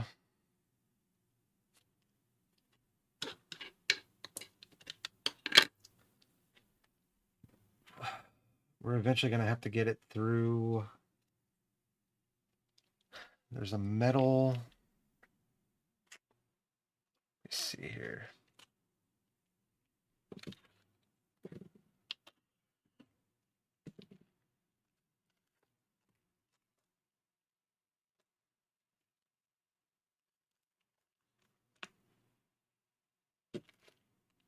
There we go.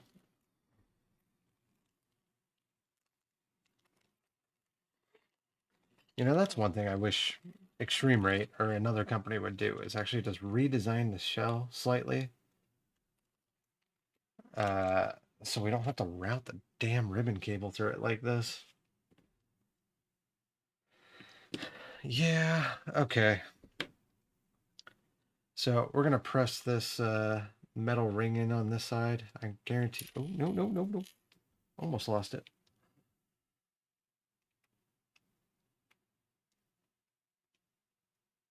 Okay. And then we got to roll this thing up. So I'll slightly dislodge the screen there. And let's see if we can figure out how to roll this up again.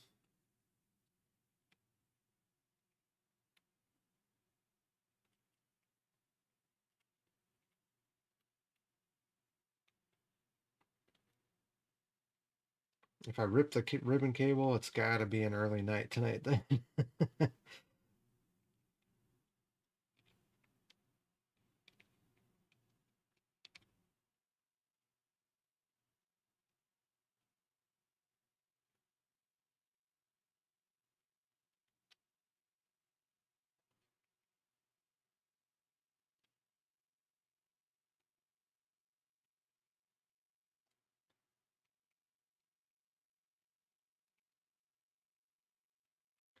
So this is going to be a little time consuming. That's okay. Just bear with me if you're still watching.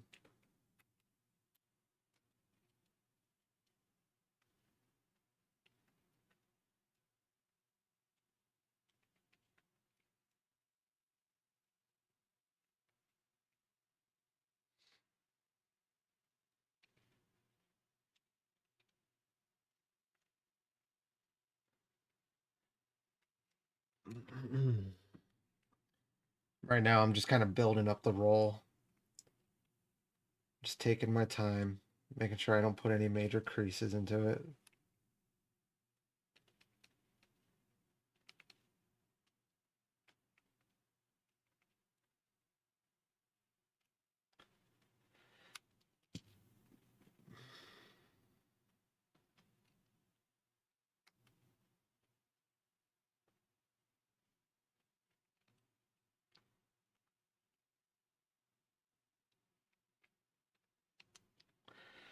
See, part of the problem is I keep building up a fatter loop over here than I do on the other side, and it needs to be kind of skinny on both sides.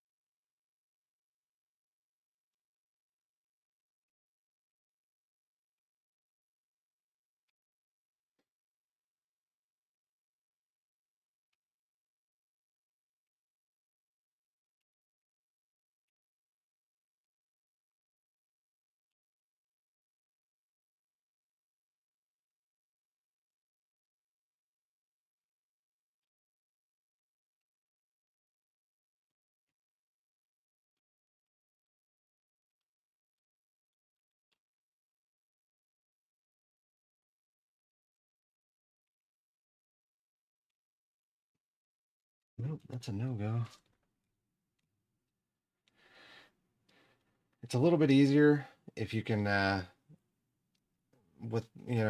think this is my second brand new screen. The ones that don't have the worn-in ribbon cables, they're a little bit more difficult to get going. It's something that just takes practice. Once I get the hang of it, it'll get easier.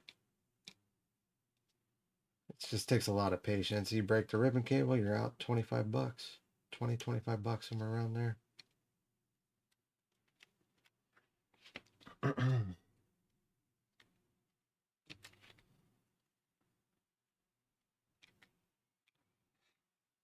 going to pull these speakers out real quick.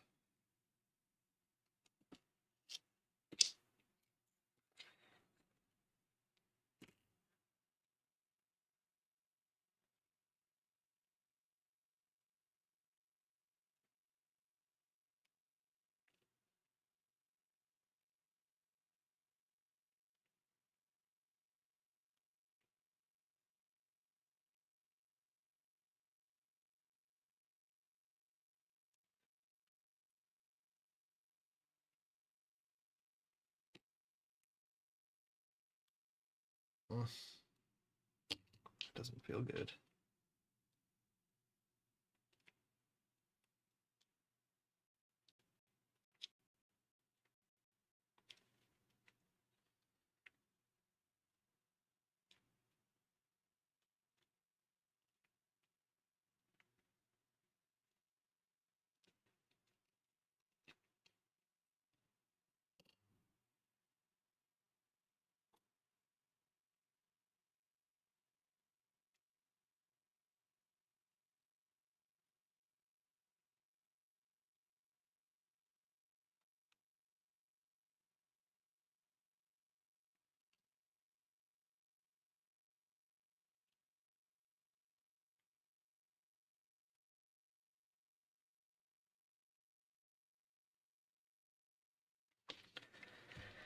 Whew.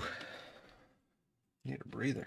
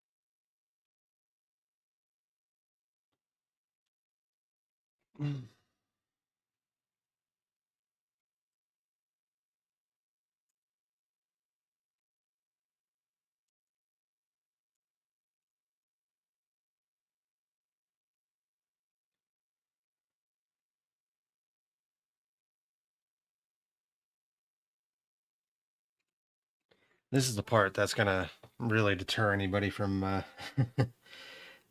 doing a DS Lite. If you don't got the patience for this part, definitely don't even attempt it.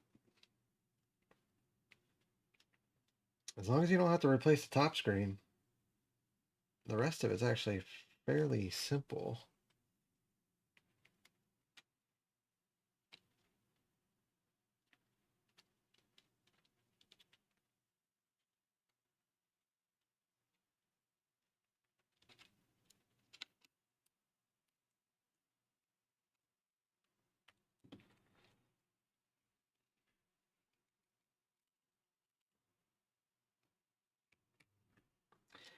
I'm gonna find the trick to this someday too.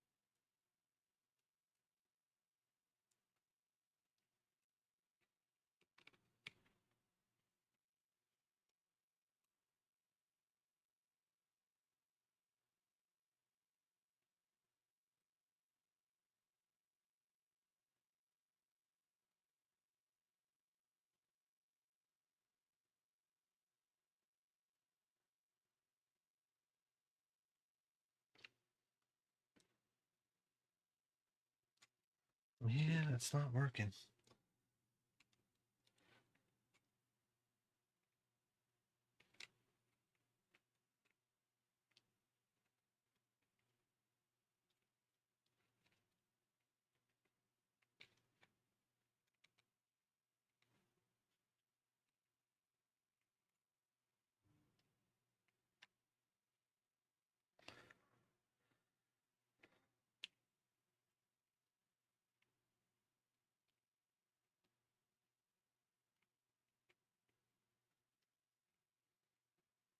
Every time I try and get that second loop going that I think I need, it just keeps slipping.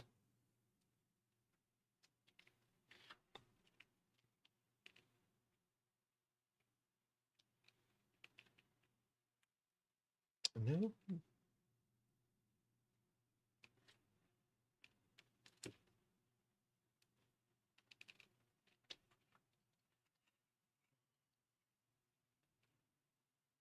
Maybe, maybe.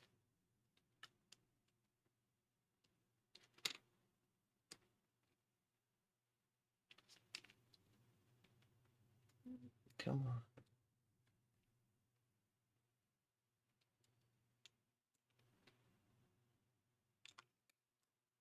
Oh, it just keeps breaking. I almost had it that time.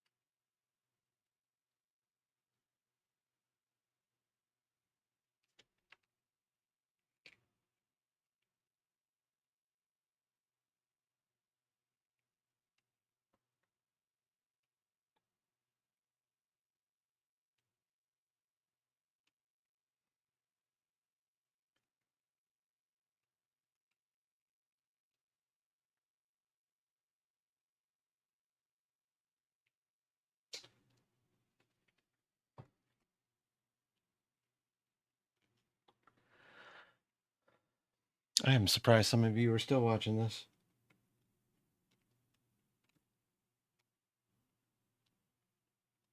If I had enough viewers, I'd say you guys are taking bets.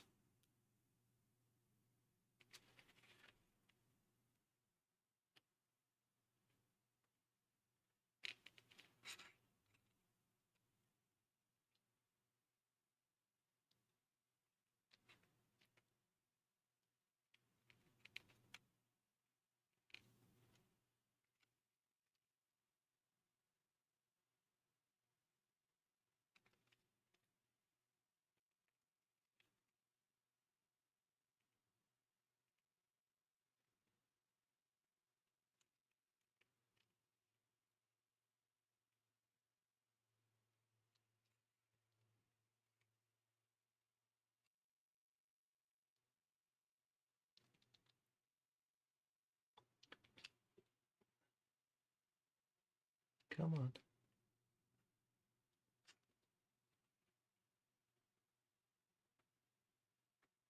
Hey.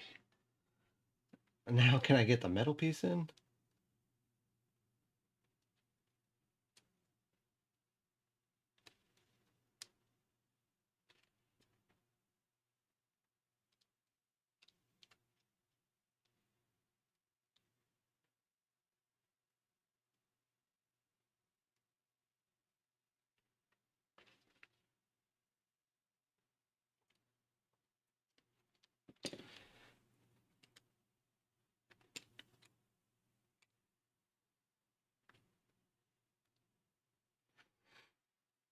What a pain in the ass, huh, guys? I'm not even trying to be overconfident. It's in there, but we just gotta not rip it still.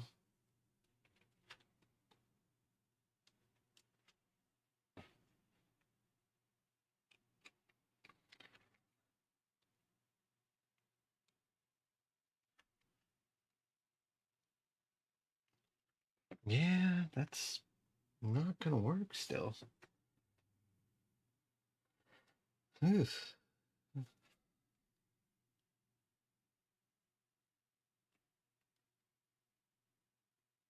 Maybe. Well, maybe I got it.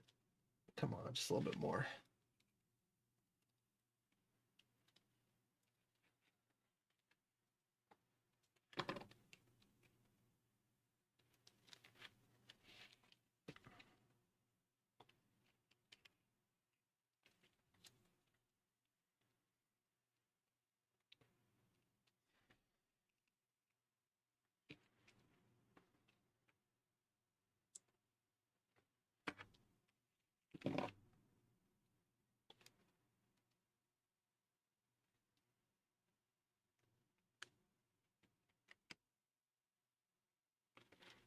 Oh man.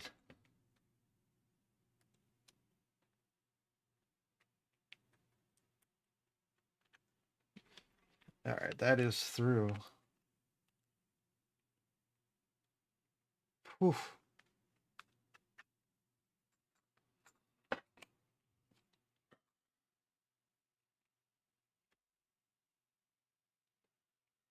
Yeah, wow. All right, let me get these speakers back into place. Make sure we got our dust covers in there.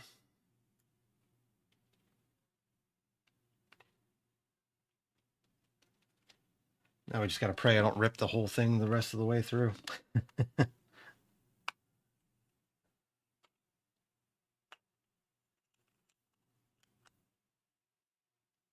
Okay.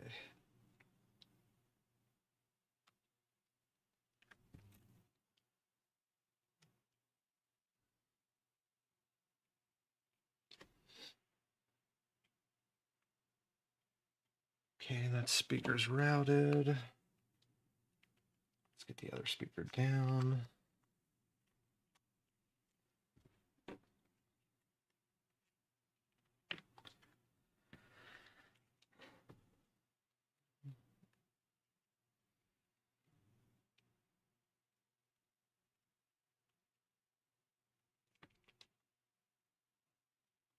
Before we get this completely put together, we need to get the microphone in there still too. Just want to try and get these speaker cables routed the best I can.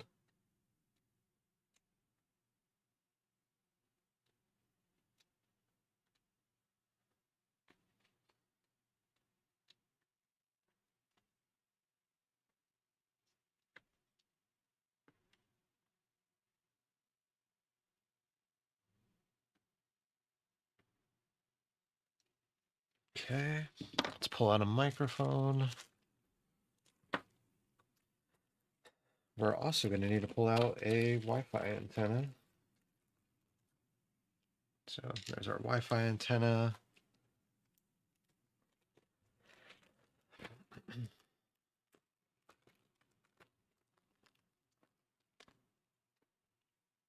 There's our microphone.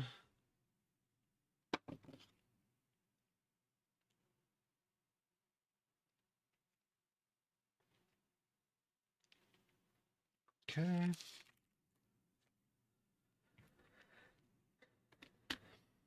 So for the microphone, we want to pop we need to pop the cable through.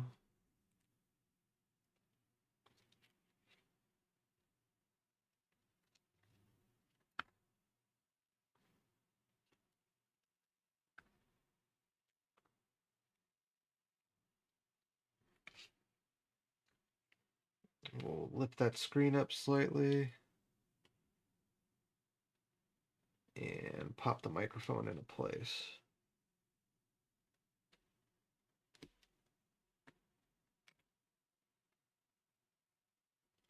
And we'll drop the screen back down again, not on the speaker cables though.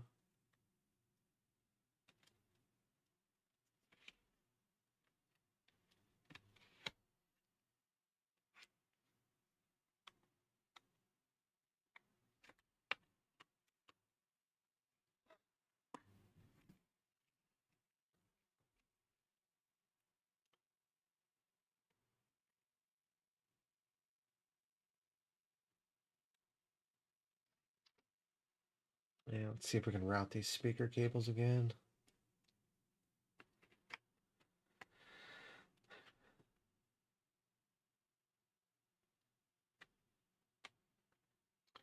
Actually, before we do that, let's go ahead and route the antenna.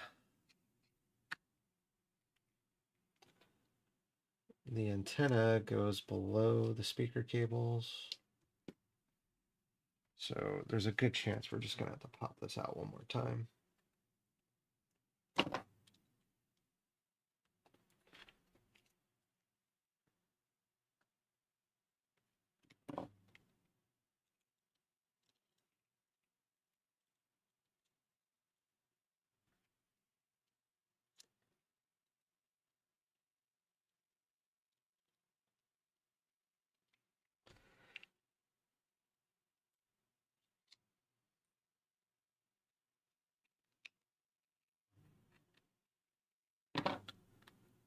Okay, get that antenna in place. There's two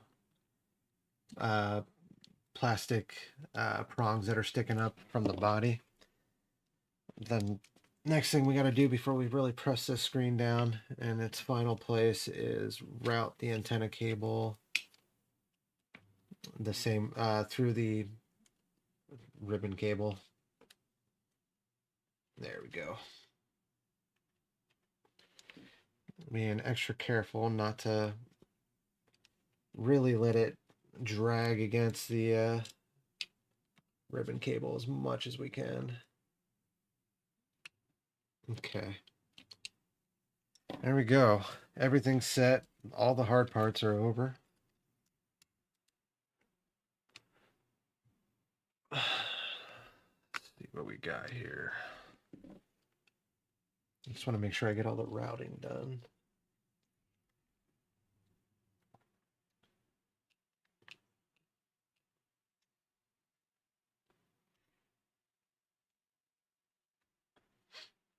Ooh, almost yanked on that.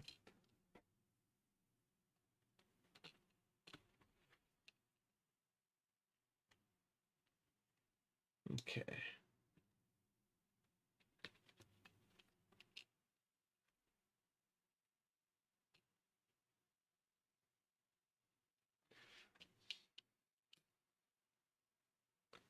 I'm just gently pressing the cables down into their kind of routing holes. There's little nubs that are sticking out of the plastic that you can kind of tuck the wire into.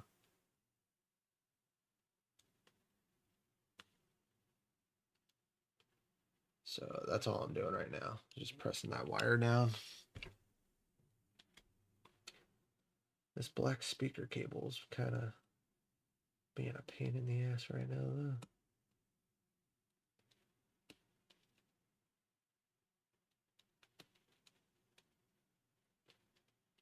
It doesn't really want to stay down.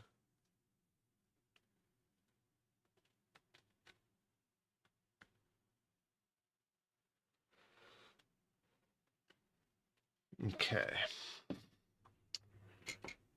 So next thing we got to do is check the old shell here.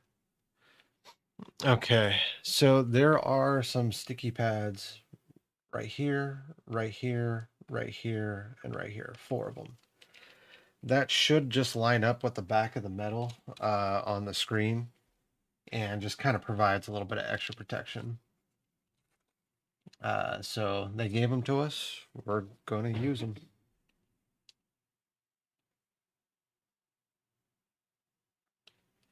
I always say there's a reason that the factory decided to do it that way.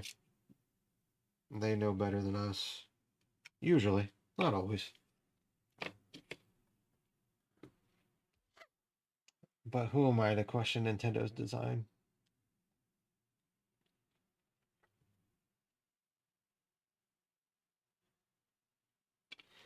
You even look at something like the Wii U. I don't think that was a very successful system, but in my opinion, it was probably their first step into the Nintendo Switch. They were hoping to get a full-powered console into a handheld mode.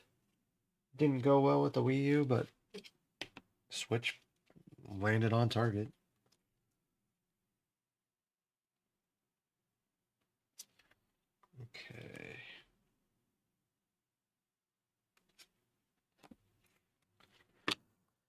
Okay, so oh, I just lifted the screen. Come on. Here's what we're gonna do. We're going to. It's a see-through shell. I was gonna say I could put a little bit of tape there, but I don't really want to see that through the shell.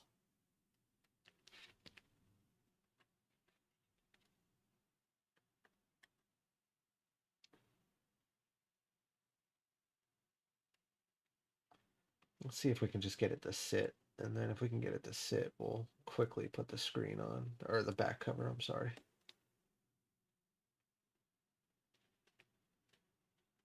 It just keeps popping up.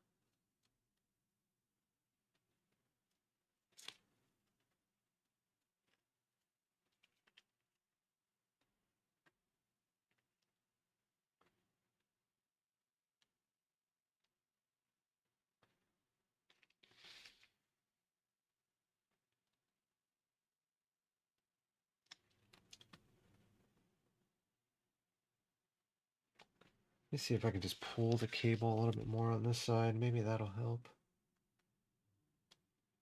I got all the routing in there.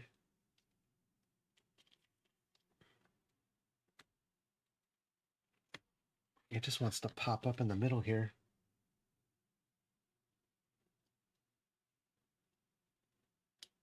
Yeah, that might actually be working well. There we go. Just give it a little pull on the left-hand side here.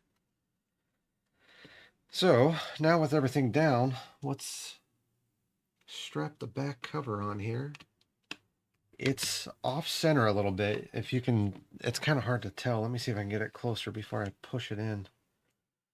But it's staggered. You can see there's a bit of a gap right here at the top. What you do is you just make sure it's all pushed in, and then you push up on the shell until it locks in. There's not much of a clicky sound or anything, but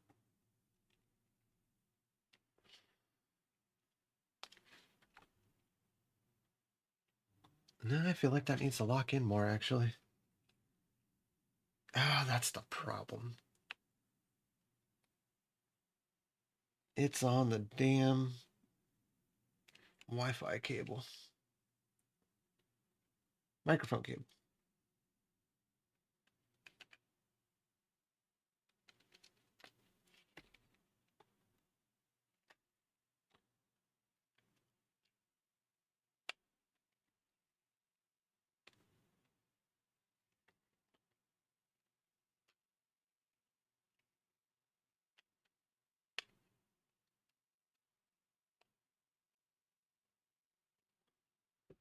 Now, we're going to have to pull that out. It's okay. Where did the routing go wrong with this?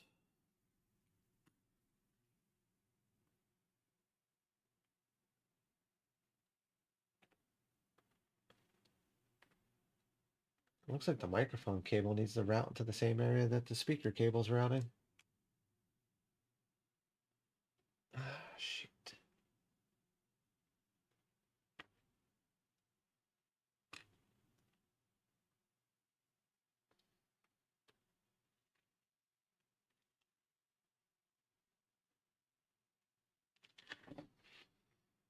Let's see if we got it this time.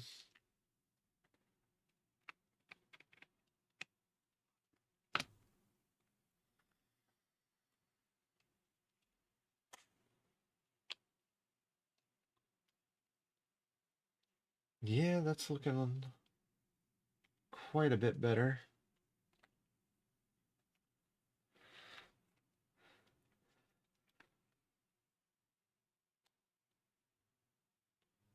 And I got more of an audible click that time. It was probably hard to hear on the stream, but it was there. Okay. So that's the top screen. That's probably about 95% of the way done.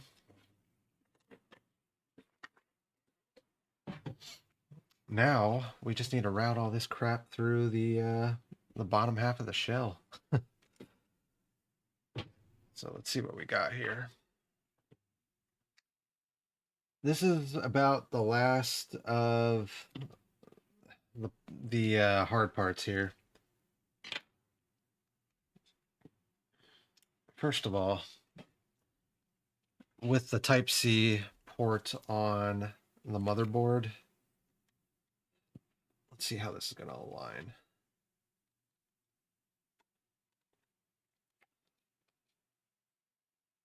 I'm going to go ahead and shave off these little parts right here. I got flush cutters. Oh, they're right here.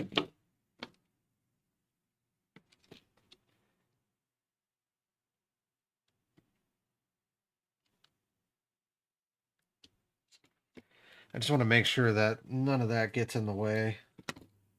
Not only are we going to do the flush cutters, but I have, what do I have? I have some files around here somewhere. I haven't used my files yet, though.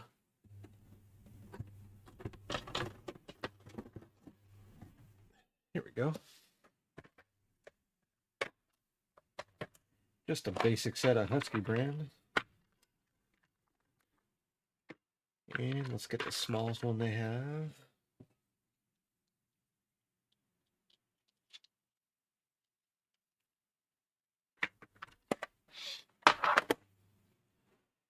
And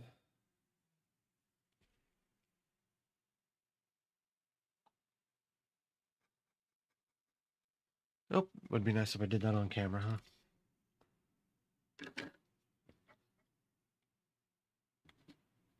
Yeah, I just want to file down these nubs and make sure that it's nice and smooth.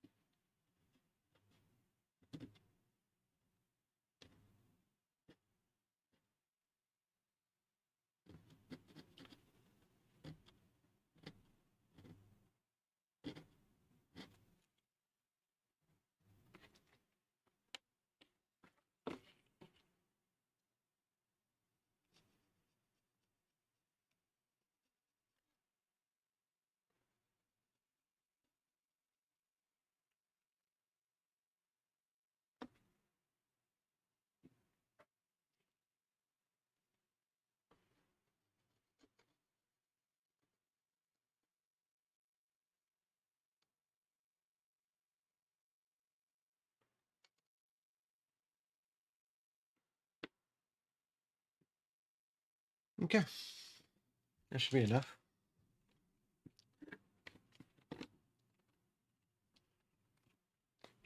Yeah, there's no chance that that's touching anything on the board. Okay.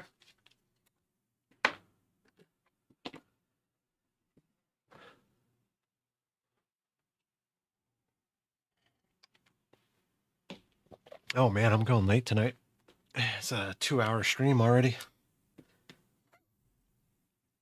Okay.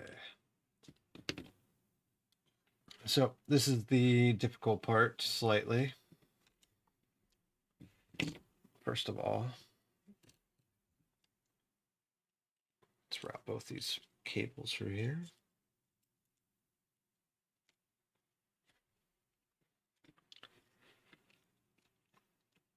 And what we need to do is there's actually a slit. Let me point that out before I keep continuing here.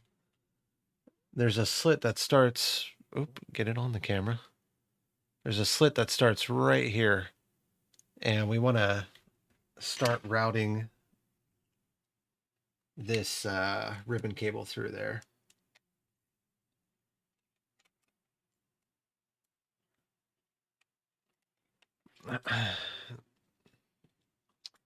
I might actually just try and route the ribbon cable through first.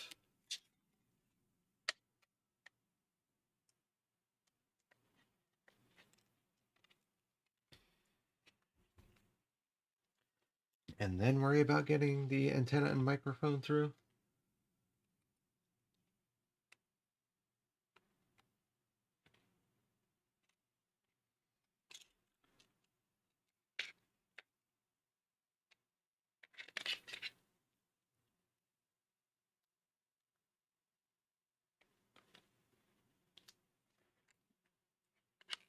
Almost there.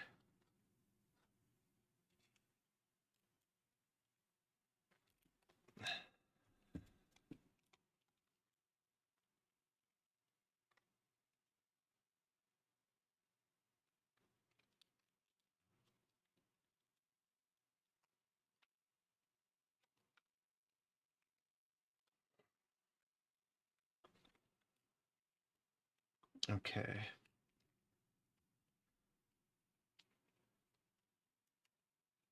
Sorry, guys. I'm trying to keep this on camera, but I really got to focus as to where I'm putting all this stuff to.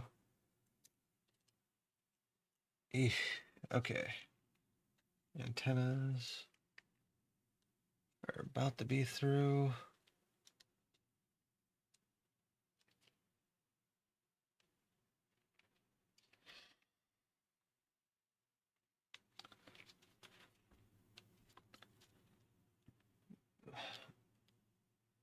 Okay, this just needs to make it through the second hole here without tearing the ribbon cable.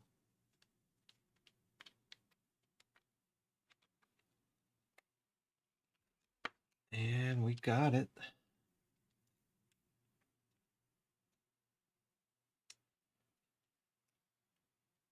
There we go. So that's through. Once we get the last hinge on, the hard part is over.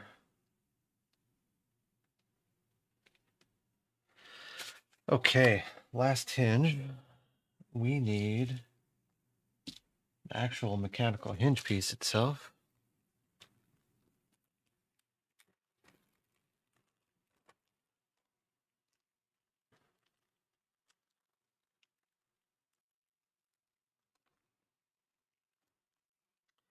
We don't need that because we just got done putting one. There was one in the kit, so we'll keep that for later.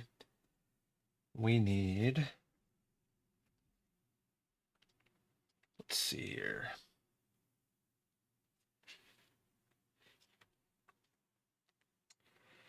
There's a right and a wrong way for this to go on. And I don't remember exactly how that goes. So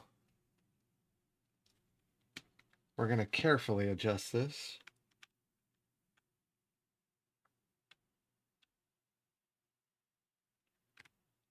Okay.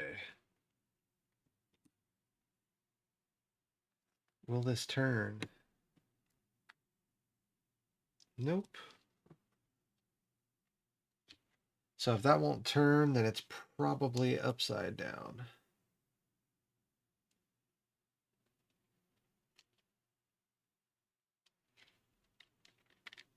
Isn't that the exact same way I just had it? Maybe not.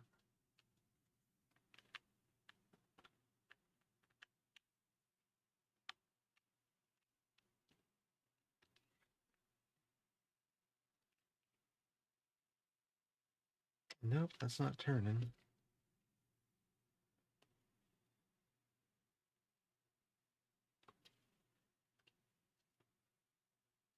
Try this again. Man, that's not turning at all.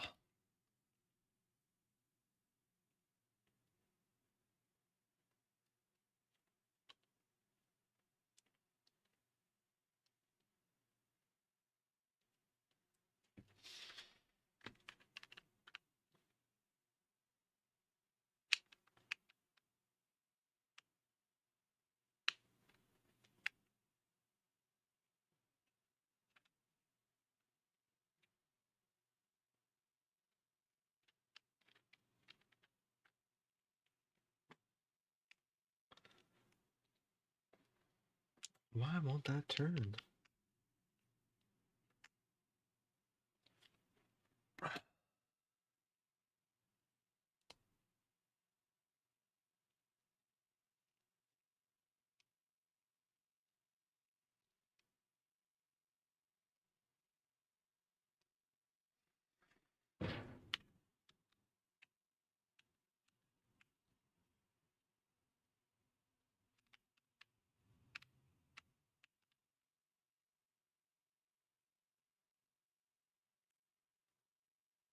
Well, I got a hinge that's not turning very well.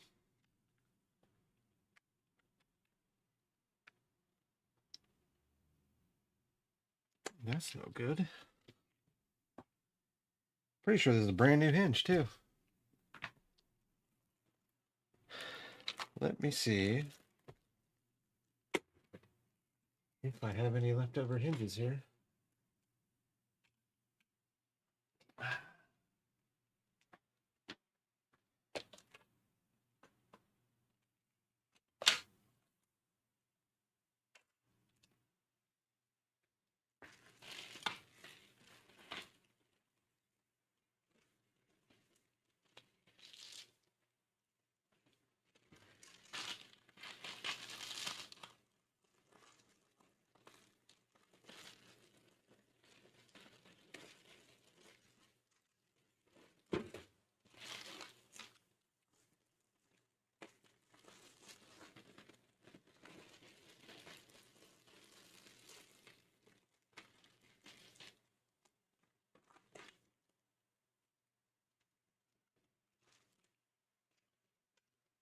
I think I got one, so bear with me.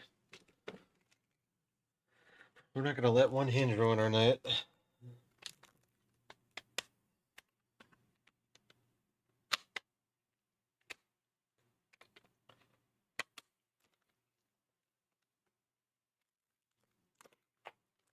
Oh, no. Let's see. There it is. Okay. This has to be a working hinge.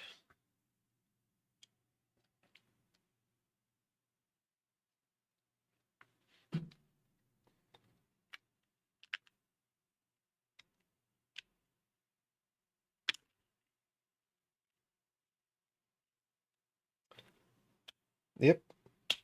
Cool. Nothing like a factory hinge.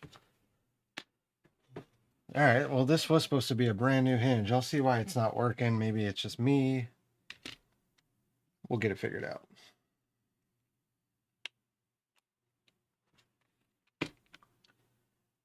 Okay, so let's get the diffuser in there. The diffuser should be pretty flush. So right now I do not see the diffuser laying as flat as it can. So I'm going to flip it around. And yeah, that's quite a bit better.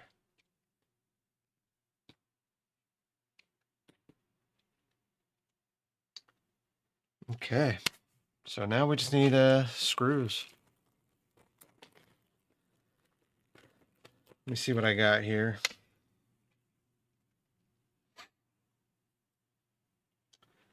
This is going to be 2 of the longer screws. So that's 1.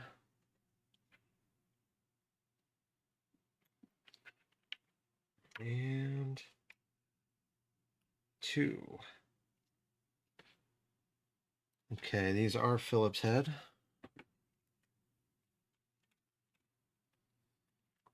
Should be a 00 if I'm correct. That is a really long screw, actually.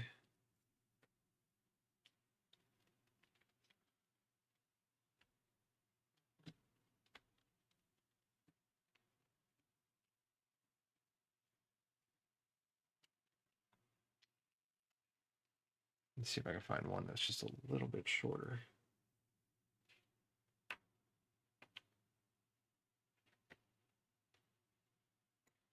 That one might be too short.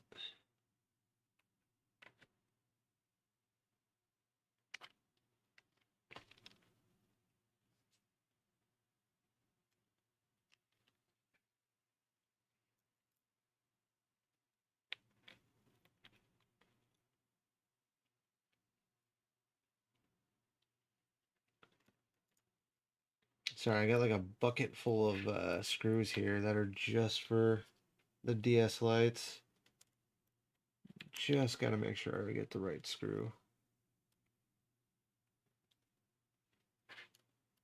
It's funny, they're all magnetized too.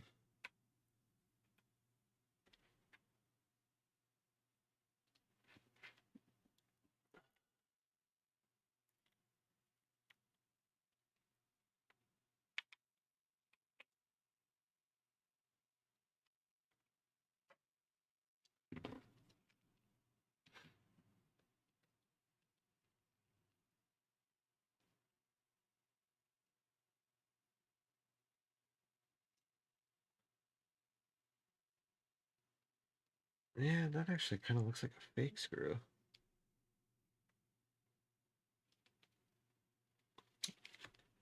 They're definitely flatter looking screws than the rest of them. Alright, let me try these really long ones. These are nice and shiny, so I'm assuming these are stock. I must have gotten them mixed up. We're just gonna slowly put this one in here, make sure it's not too long.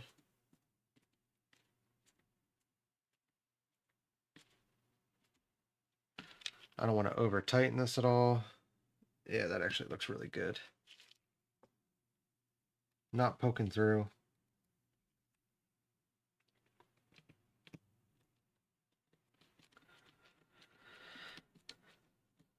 It's not bad for memory, actually. I've been so busy these last few weeks. I'm surprised I even got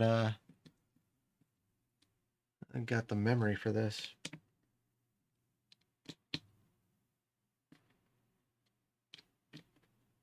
All right, here we go. So now it's attached to the bottom half of the body. Very nice. There's click 1. Click 2. Good. I'm happy with that.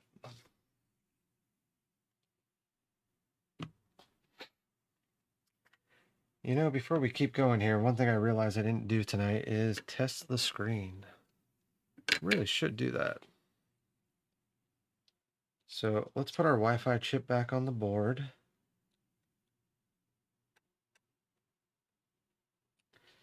If it wants to cooperate. And let's get our other screen out, which is going to be the bottom screen.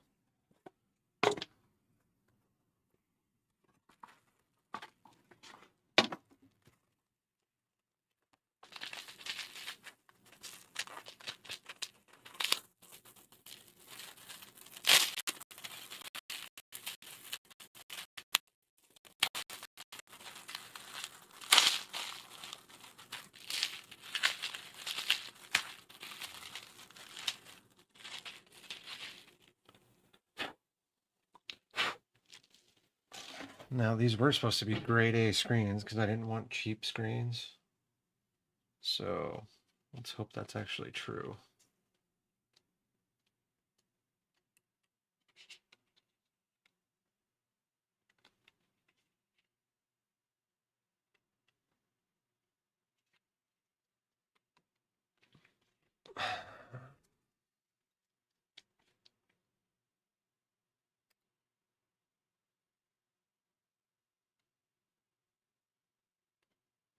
Come on, get seated.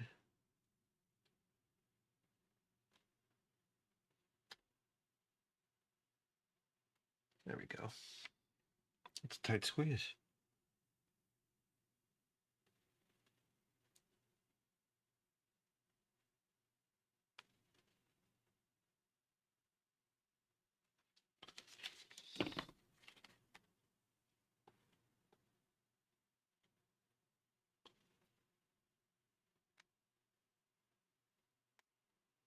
There we go. That's down. And we just got to get the top ribbon into this.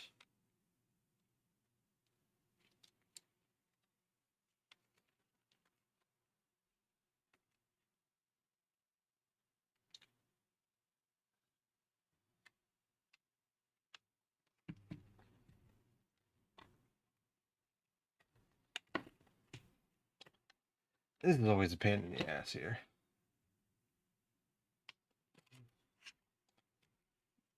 This top screen is just not fun to put in any part of this whatsoever.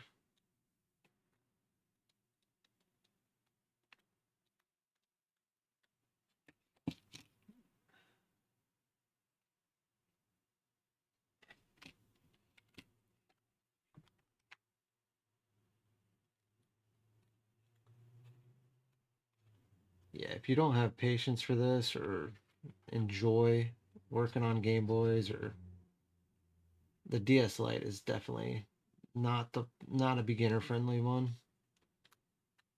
haven't done 3DSs or anything yet either, so we'll see.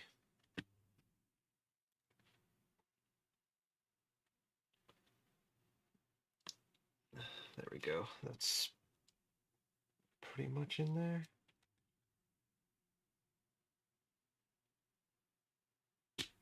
There we go. Okay. The microphone and the Wi-Fi don't need to be plugged in.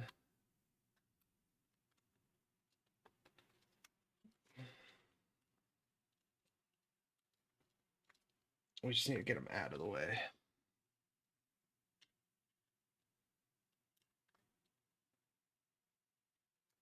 Okay.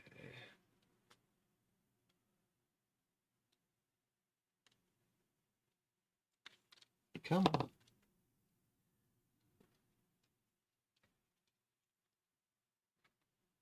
There we go.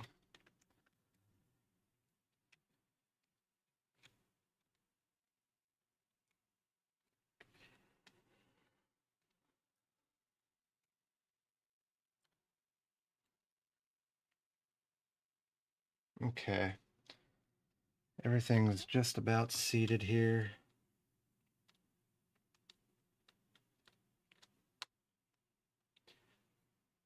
Let me just pop a battery on there.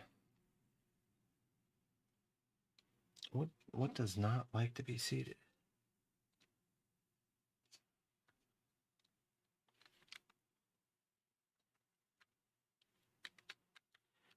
These damn cables getting in the way again. There we go. Stay. Okay, let's just hook up a battery real quick. I don't care about anything other than getting images on the screen.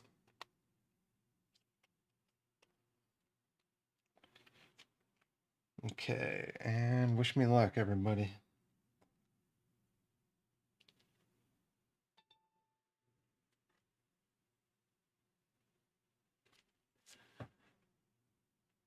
That looks good. Oh, okay. I was like, what the hell are those? That's gotta be the screen protector on top of it. If not, I'm pissed. But that's looking good. Top screen's working, bottom screen's got good image to it. I'm happy. So there we go. Hard part's pretty much over.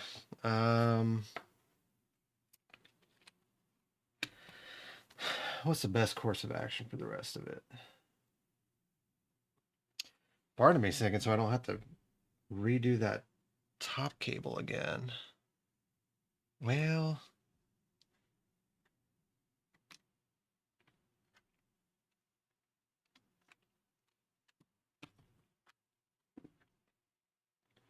yeah.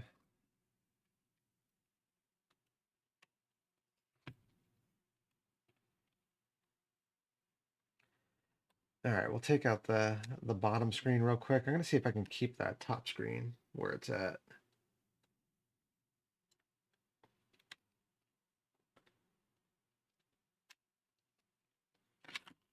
Ooh, Jesus. Still good. Okay, let's put that aside real quick and let's see what we have to do to. Oh man, I keep hitting the microphone. I'm sorry, guys. Where is my touchscreen?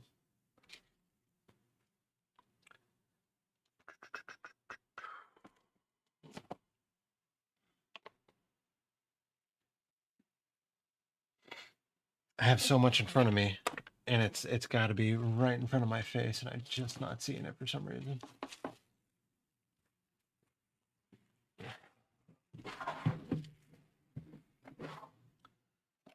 Let's get rid of some things that we definitely don't need.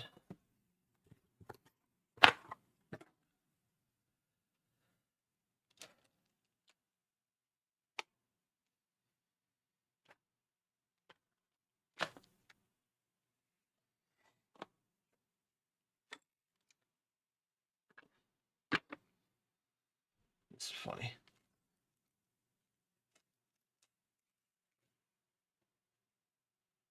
That's the working screen.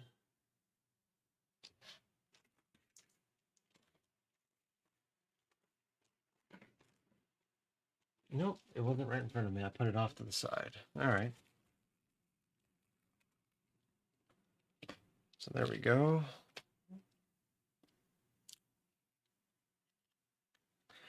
We got two sides to this. We got one with a black rim on it. And we have the touch sensor.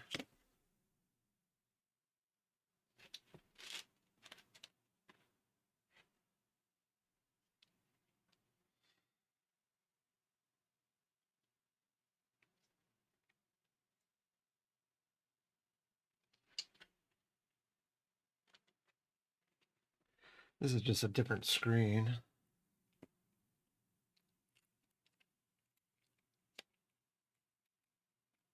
But I do see, okay. Well, there's multiple parts to this. I know this is a bad screen, so let me go ahead and just take this off real quick.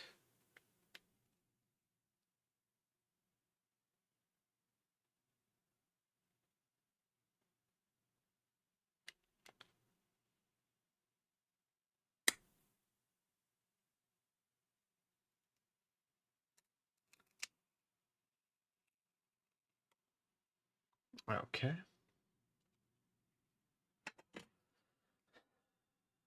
So there we go. That's simple enough.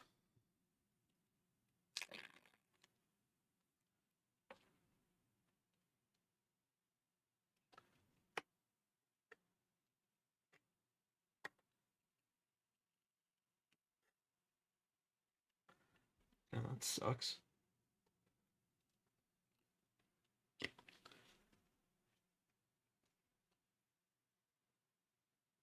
Just trying to take that protective plastic off, and it's not wanting to lift.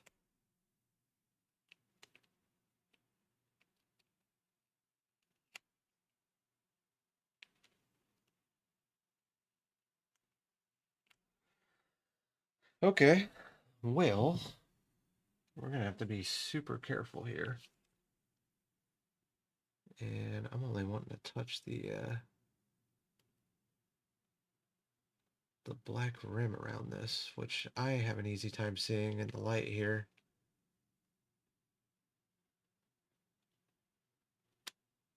Oh, come on.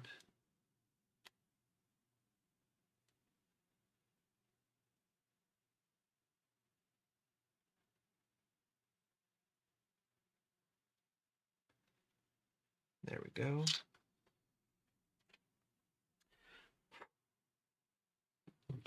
Okay, there's one little speck on there that I'm going to try and get off.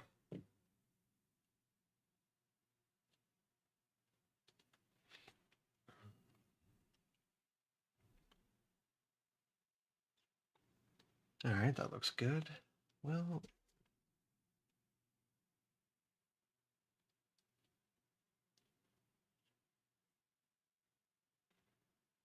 I'm really picky about specs on my screen. It just, ugh, hate it. That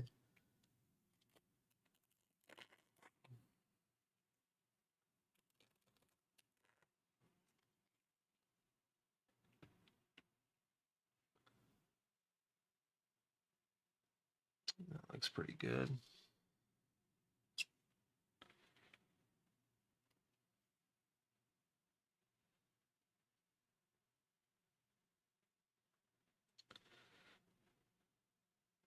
Okay.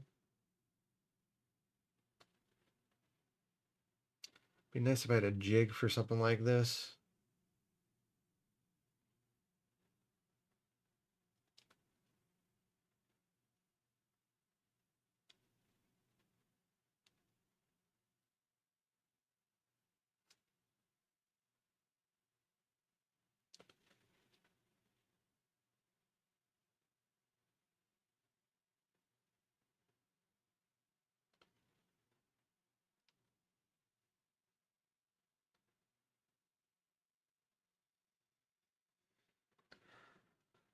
Sorry if my head's getting in the way there.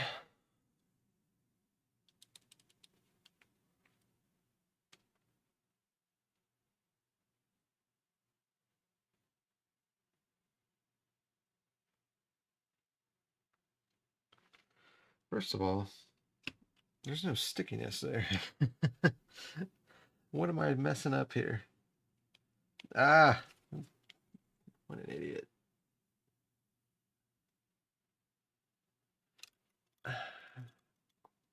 It would help if I took the film off.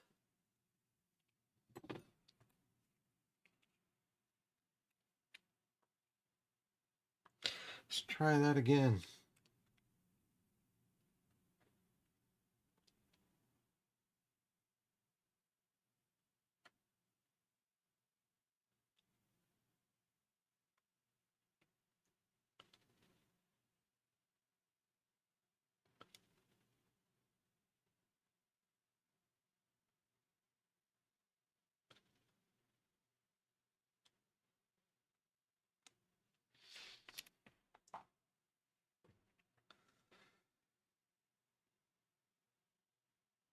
Okay.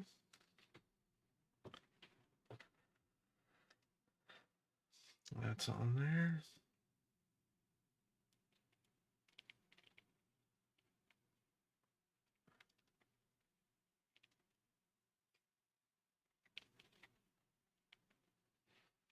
All right.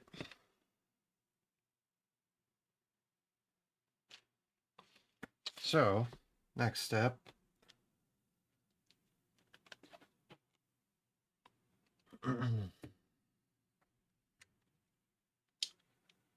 With these kits, I don't think there's actually any reason.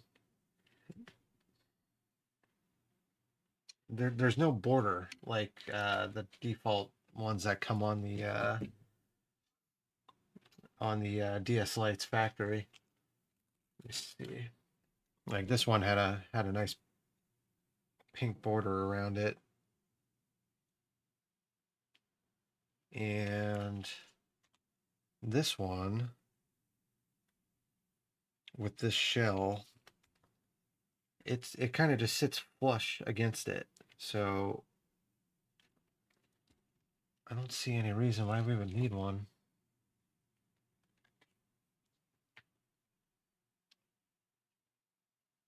Okay. So next step, let's see if we can get this back in here without having to take the top screen off. That'd be real nice.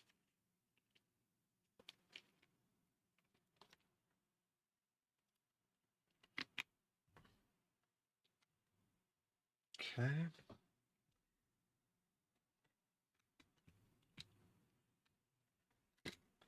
So the touch sensor cable is routed up here. That's great.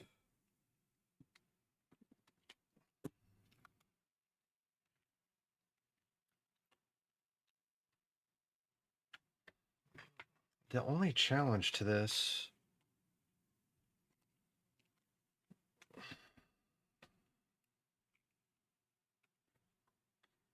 yeah, let's get it seated first. We'll get it seated.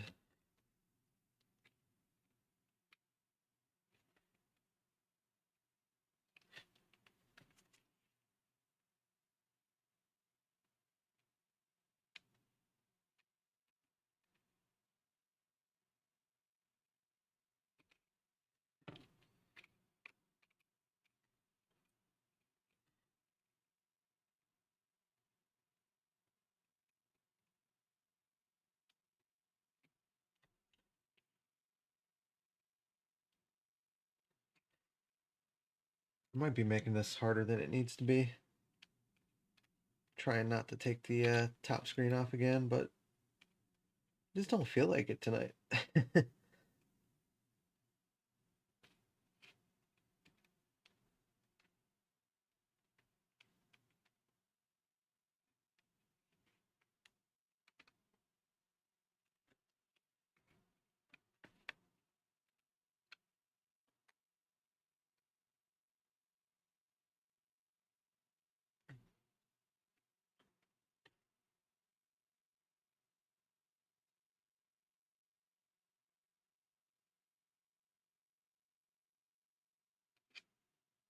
Okay.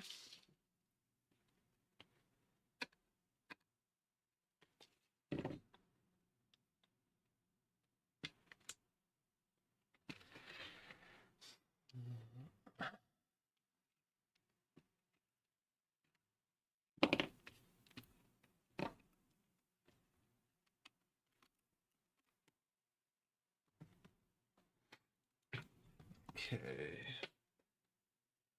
Take the Wi-Fi off again real quick.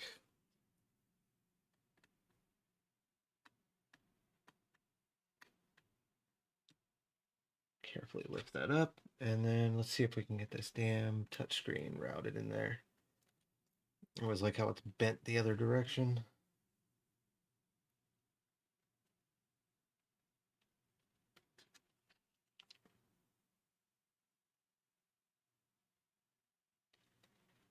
That's the second time I've seen one of those. Sorry, bear with me. No, don't close. The digitizers, they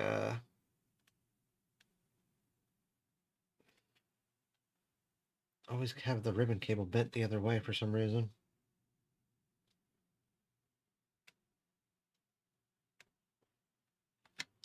Come on.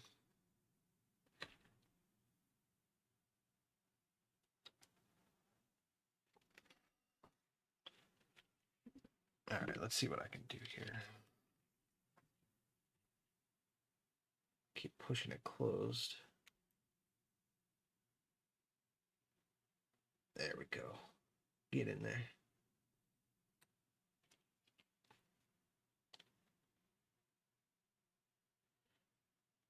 Nice thing is with these third-party digitizers, they're not as flimsy as the ribbon cables aren't as flimsy as the stock ones.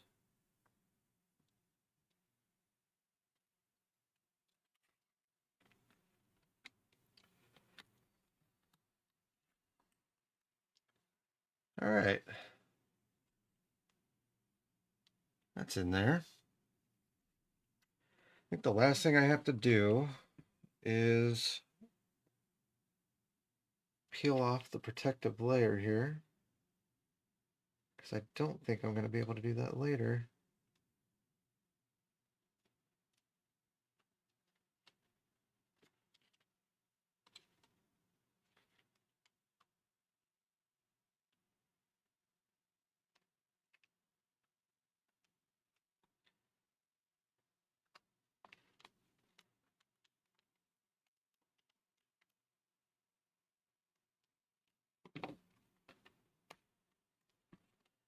There we go. Got that out of there. Get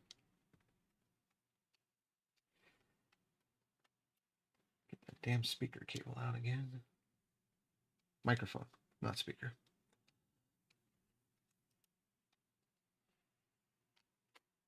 Okay. Well, before I can actually start getting ready to close this up,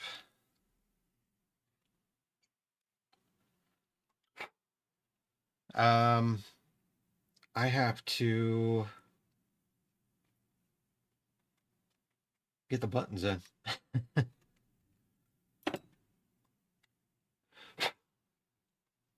So let's do that.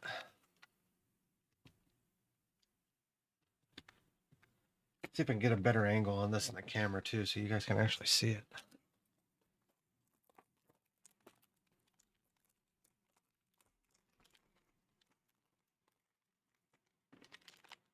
Part of me really wants to make sure you guys can see this. Part of me is just like, I gotta get this done without ruining a ribbon cable. I need a second one finished. I bought a set of 3 of these and ended up busting the motherboard on another one. I think it's still repairable though, so I'm not too worried about it.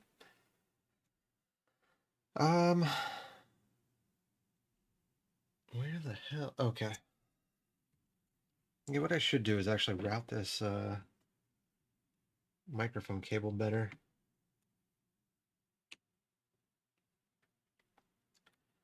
Microphone cable gets tucked into these cracks.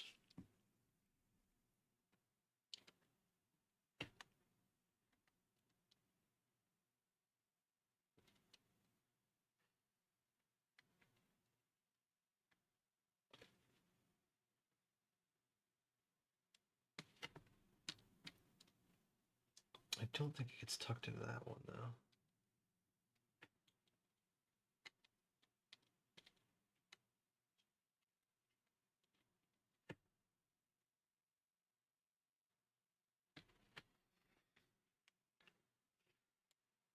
Not only does it gotta get tucked in, but it's gotta get plugged in all the way over there.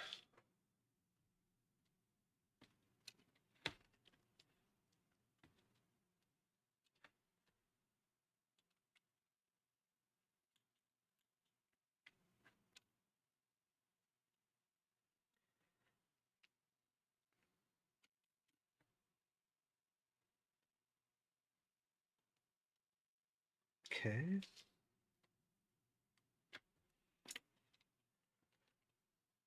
Yeah, see, there's little guides in here, which I know, I'm so sorry, it's hard to see.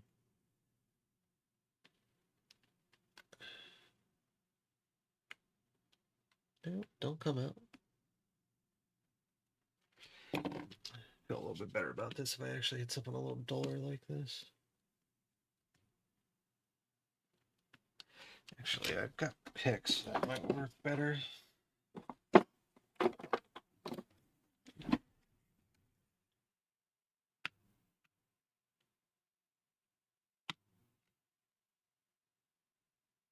There we go.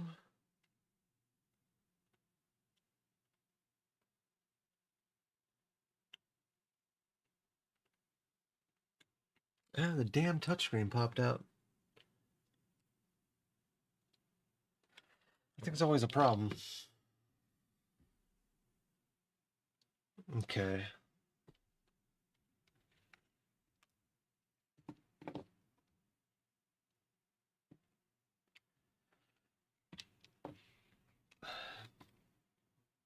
All right, so we got our buttons on the left side.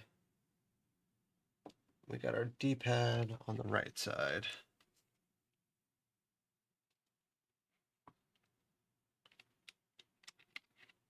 Okay, D-pad's in. Open up our membranes.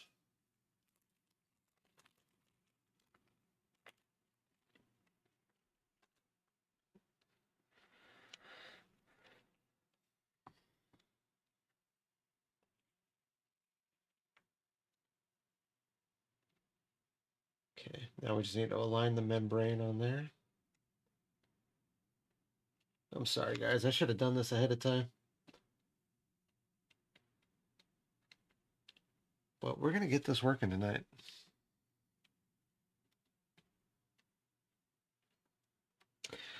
Okay. So...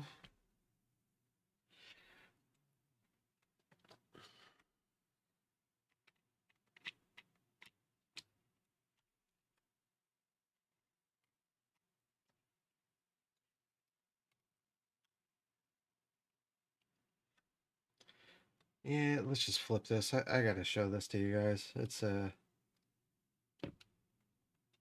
of annoying. Okay. Now that you guys can see it, we got our D-pad in with the membrane. The start and select buttons are just, there's nothing special about those. They just go in.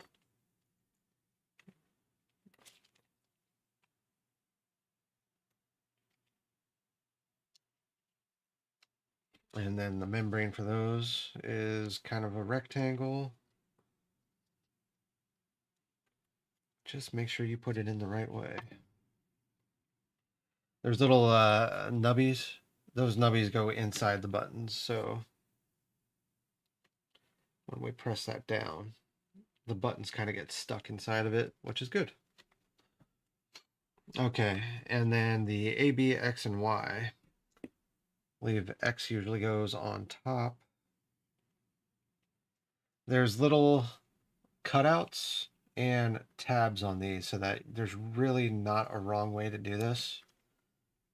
They only go in one way. Let's see. So B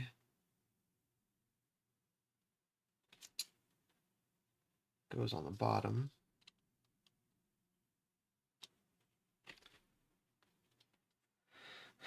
let's see, Y goes on the right when you're looking at it from behind there.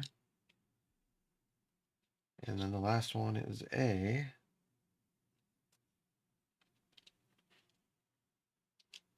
There we go. Get that new membrane in there. Usually I like to use the stock membranes, but these are a little bit more see-through, so I wanted to give them a shot. I've always been told stock membranes feel better, but we'll see. Okay, this cable here, this is the microphone cable. There's little cracks that these go in between. So I'm just trying to press them into the cracks. There's no crack right there, though.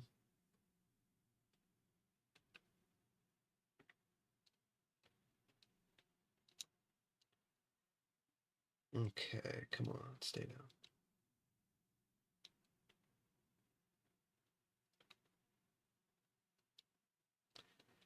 This last one, I just needed the screen. I needed this cable to be out of the way so I can put the screen down.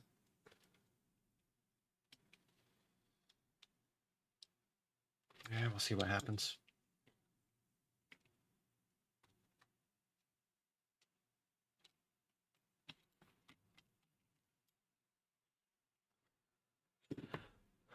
There you go again, moving the camera.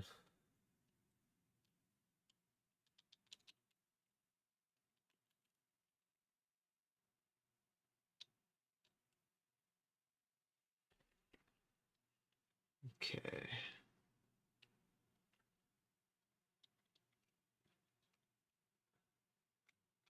Okay, the ribbon cable's up.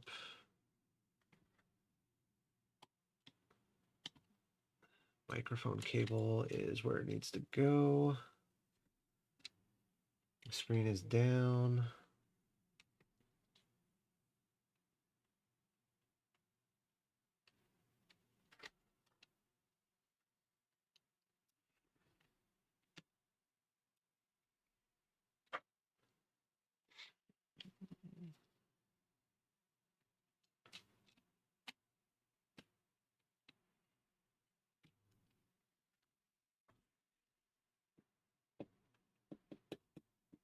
Okay. Here's what I'm going to do next. We need to, nope, that's a Y cable. We need to get this motherboard in place.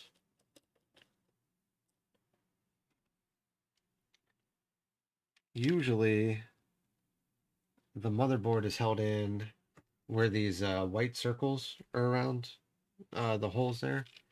They're usually held in with more of the goldish colored screws.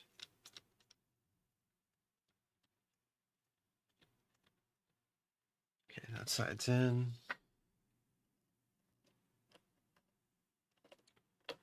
Excuse me while I find another.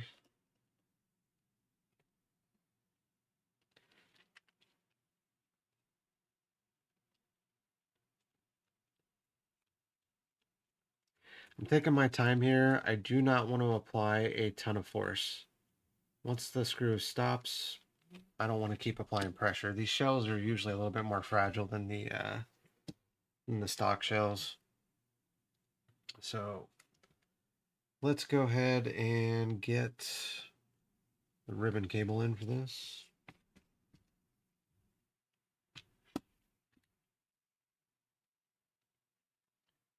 Lift that up. Not breaking it.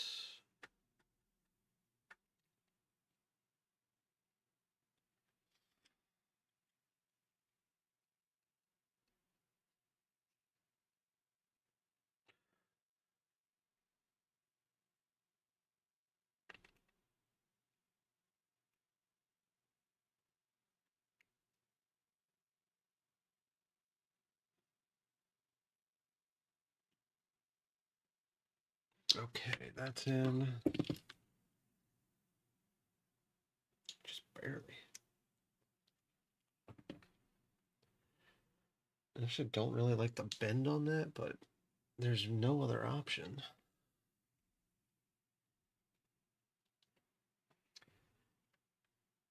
Yeah, I feel like that should have gone under a little bit too. That's okay. We'll just back out that screw a little bit. I can figure out where the hell I just put my screw down. It's right in front of my face.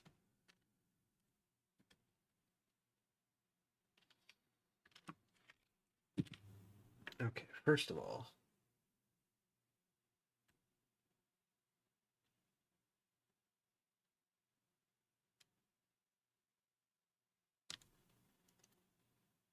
all right, let's get that through there.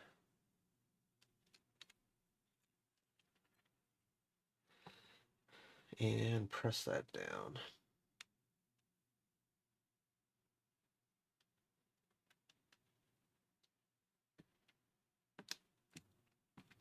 Okay. Then we'll tighten that screw down again a little bit more. Okay. Next thing, this is my favorite part with this cable. It actually has to go under the DS cartridge slot. Sometimes I get lucky and I can just get it to go through. Sometimes I gotta sit here for like 5 minutes and wiggle it until it finally decides it wants to go through.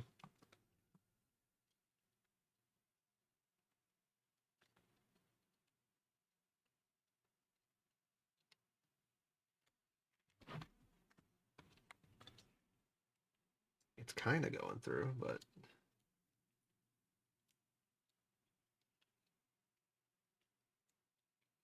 not really at the same time.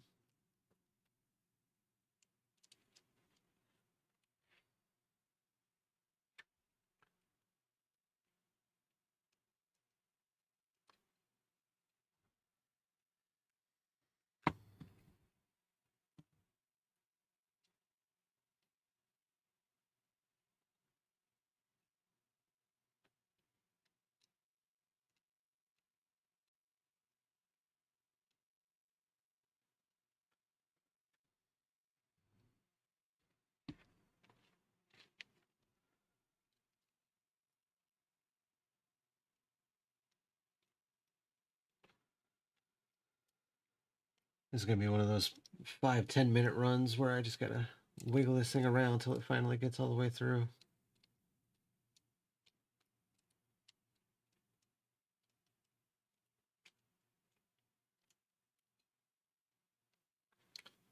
Such an odd way to route this too. I mean, ideally, I think you probably should just unsolder the cartridge slot, but I know it could be done this way, so we're gonna do it this way. All right, let's try and straighten out the cable the best we can.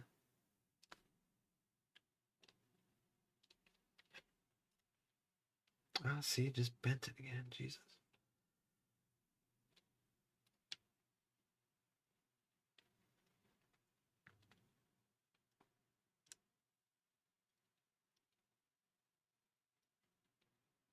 There we go.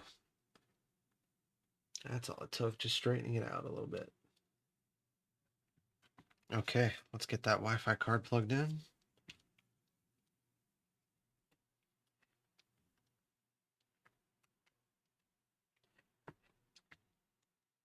And let's get the Wi-Fi antenna plugged in.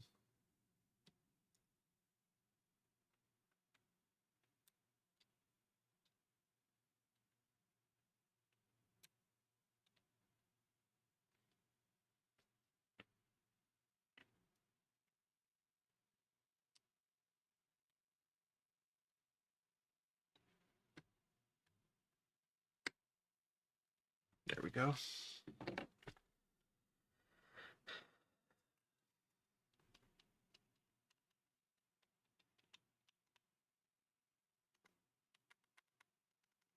Not bad. I guess let's get a battery on the back of this and see what we get. Let me grab a cartridge too. Make sure everything works.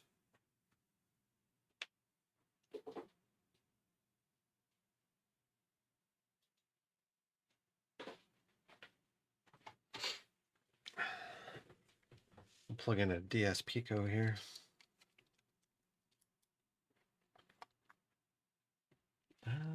Let's see, battery. Yeah, let's see if the Cameron Sino one actually comes with enough charge.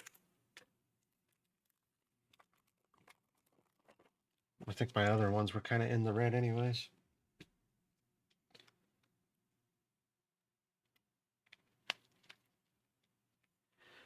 All right.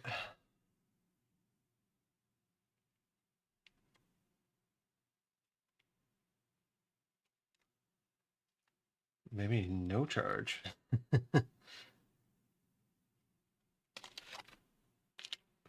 Unless something's wrong.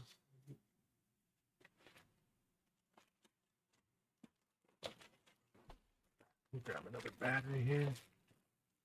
I see the other one there. I just wanted to see if there was one that had a little bit more charge to it.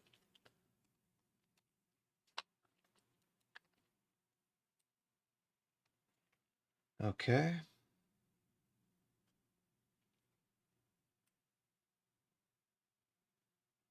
Uh-oh. Nothing there.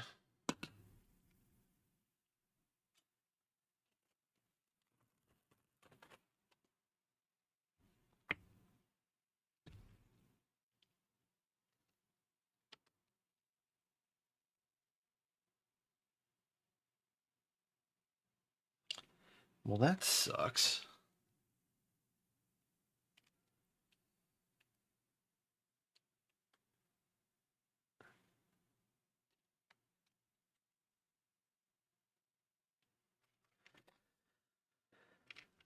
Are we going to end the night on a bad note tonight?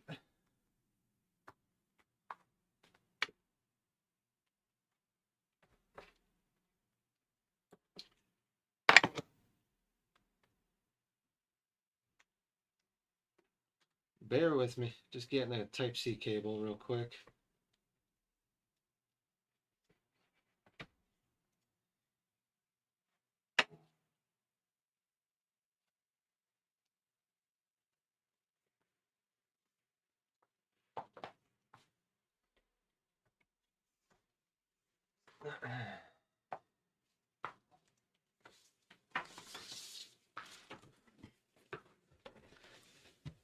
We saw it working earlier.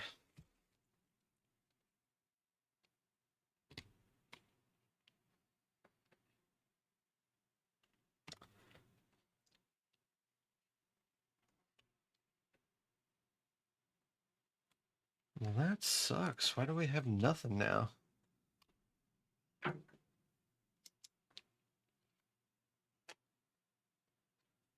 Try that again.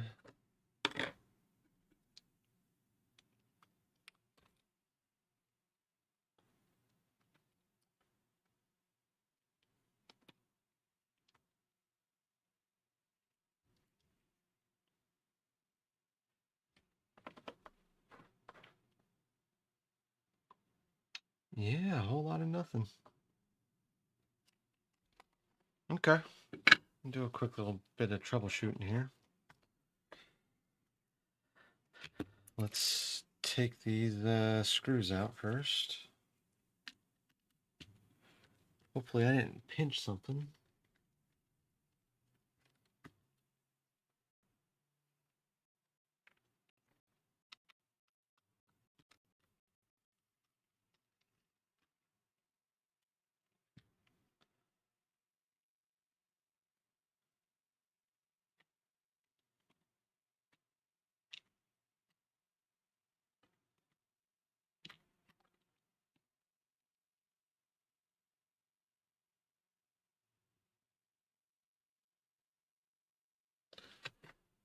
Oh, that looks fine.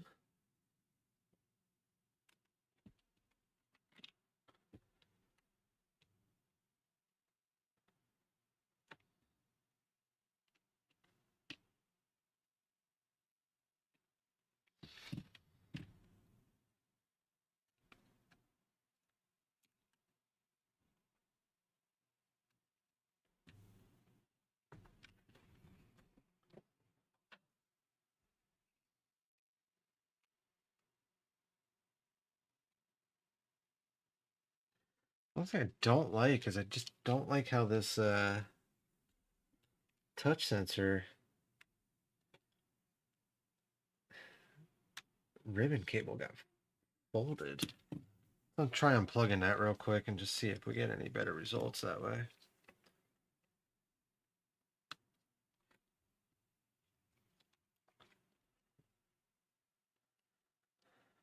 Take a battery.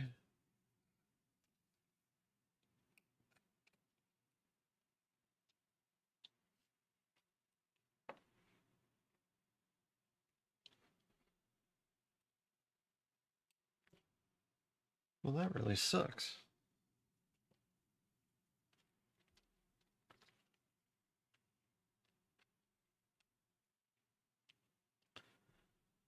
We've got no lights.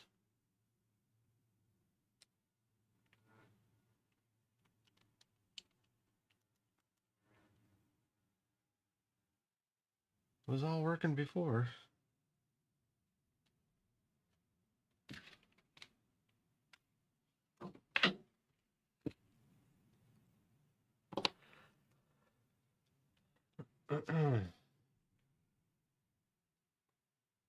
We'll see how much longer I can go here. This is, might have to pick this up on a night too. Which I apologize for. I like to try and finish these up, but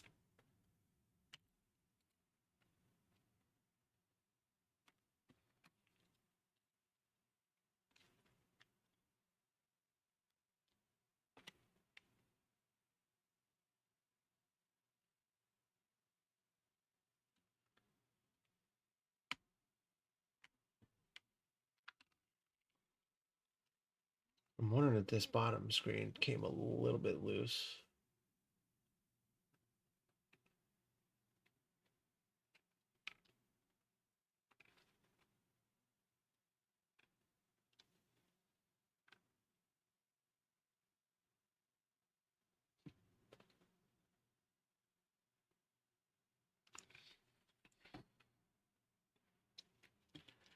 It's possible we got a short somewhere too. Maybe there's not enough padding on the bottom of this.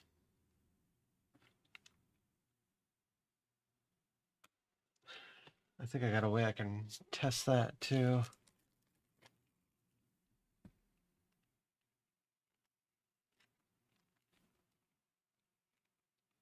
Do that for right now, just see if we get any better results. Oops.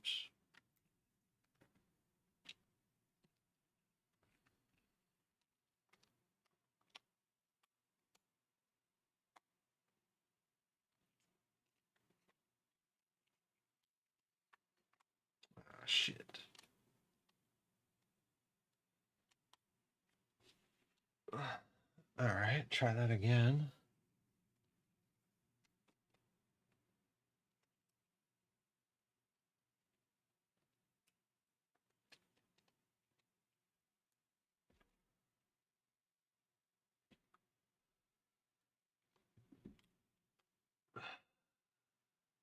Well, that sucks, guys. This is not working for some reason.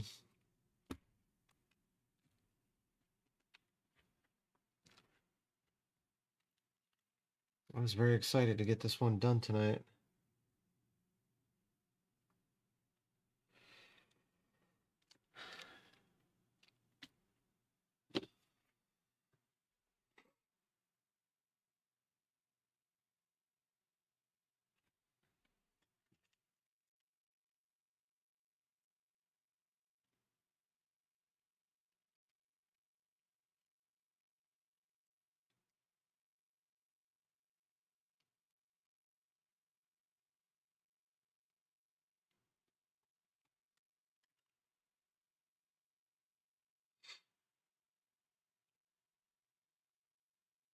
It's just the volume.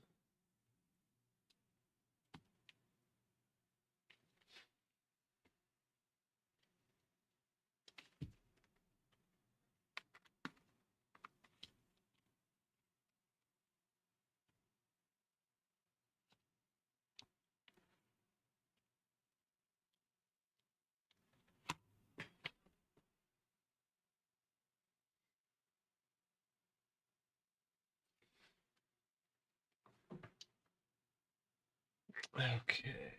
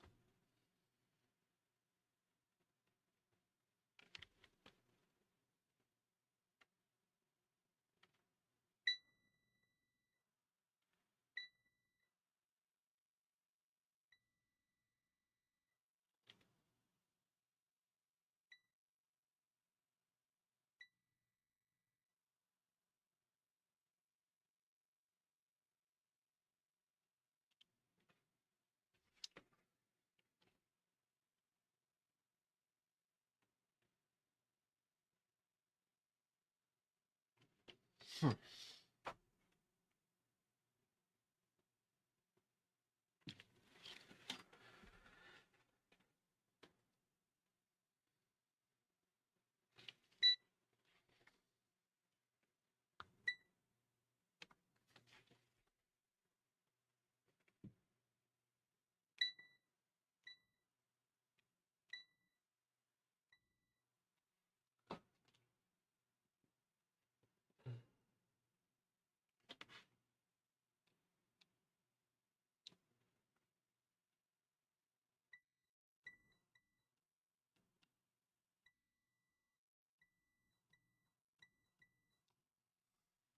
Okay.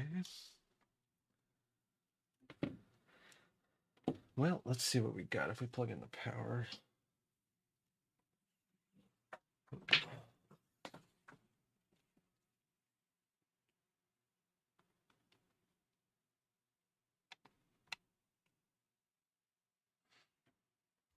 turn out the voltage.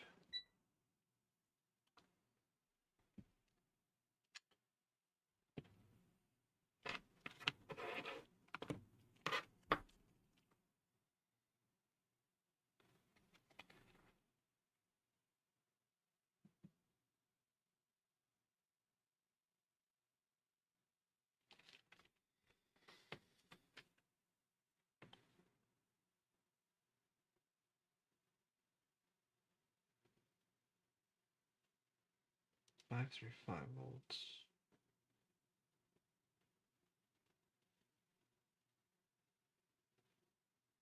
Oh, that's AC. Jesus. Change it to DC.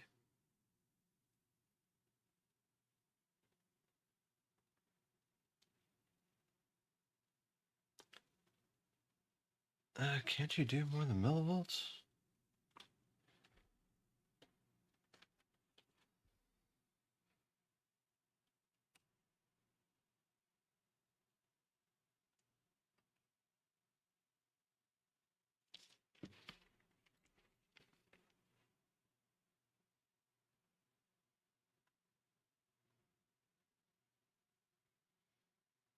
Hundred and 60 millivolts.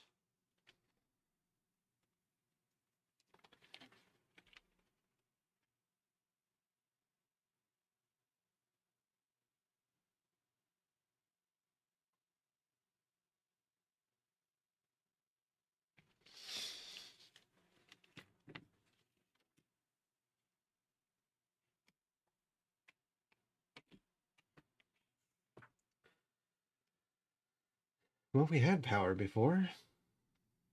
Till we bolted everything down.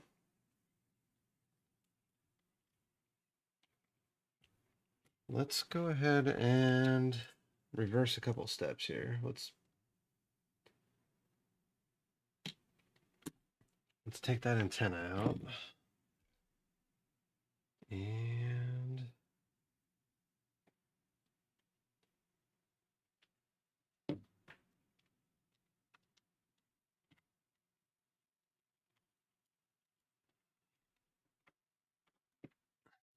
battery.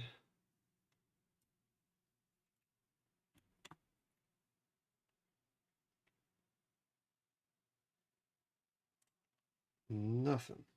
Okay.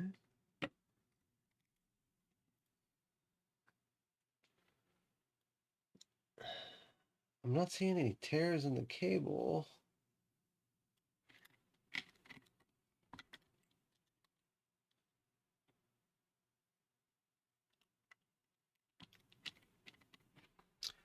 Okay, let's take the antenna out.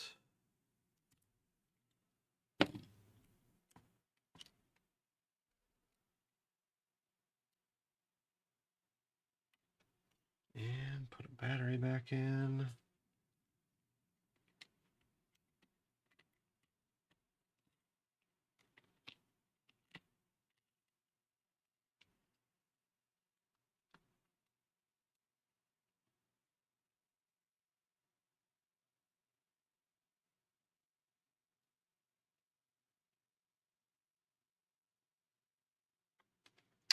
Still nothing. Let's try a different battery just in case.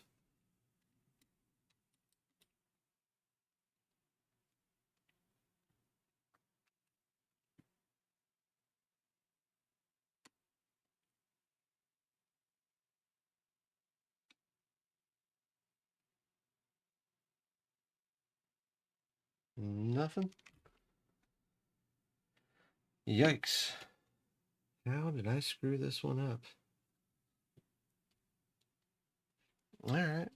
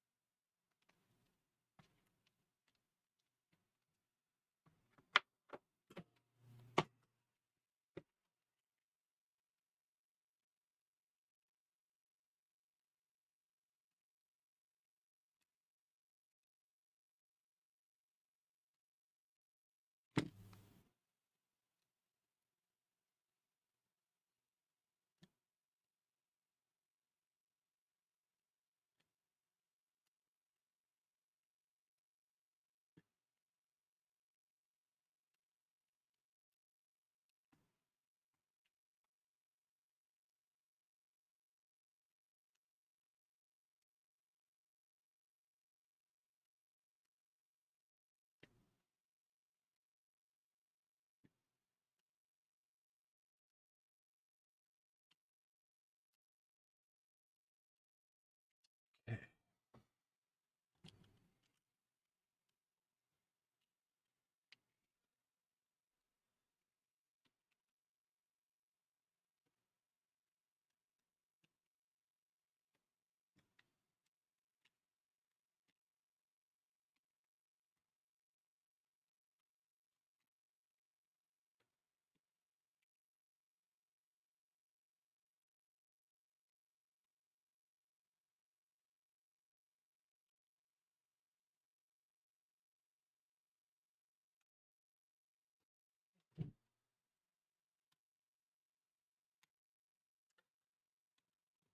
Something doesn't feel right with this bottom screen.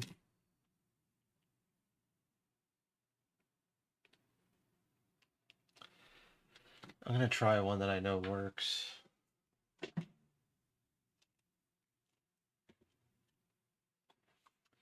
You can tell there's like a huge difference here too.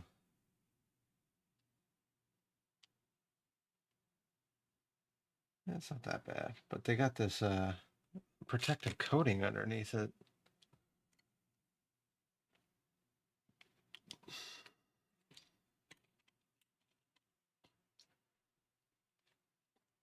Just see if we can get a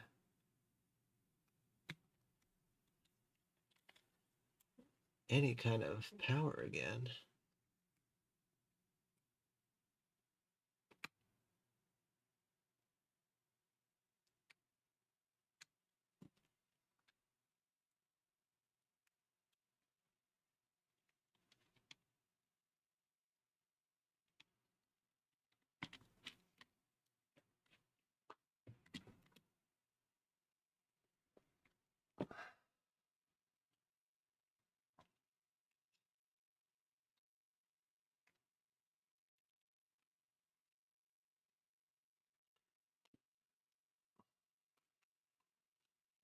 All right.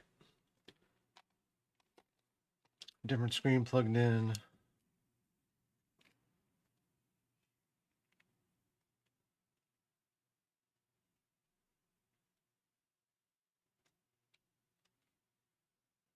And nothing. Well, that sucks.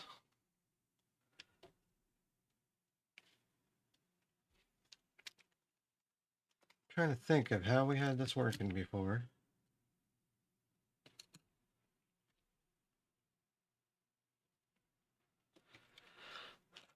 I have another Wi-Fi antenna. Let's try that. Usually when you can't get these things to power on, it's either the top screen or you're missing the Wi-Fi card.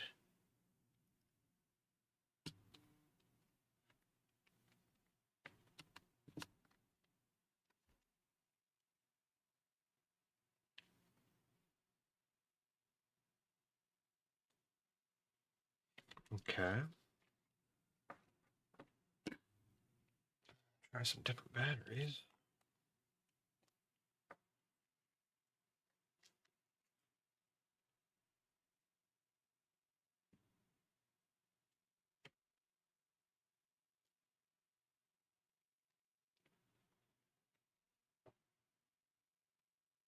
No, nothing. All right, no worries. Well, that's disappointing. We had the screens working before, so that's really odd that all of a sudden they're just not working. Um, Tried two different bottom screens. I mean, unless the top screen finally gave out on me again. That's always a possibility. Let's go ahead and lift this up. It's time to unplug this top screen.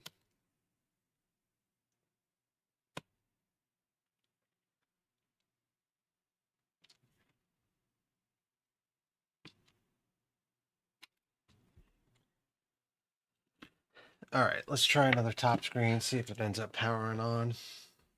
That's going to really suck if that's the case. Let's see. We got a top screen around here somewhere. No, that one is garbage. I think. Oh, maybe not, actually.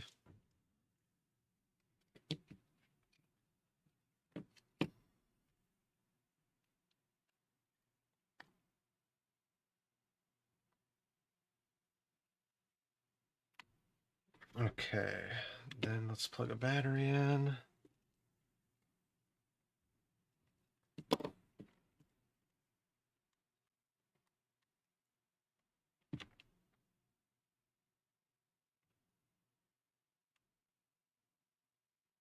Nope. Unless I'm just really unlucky and every single battery died.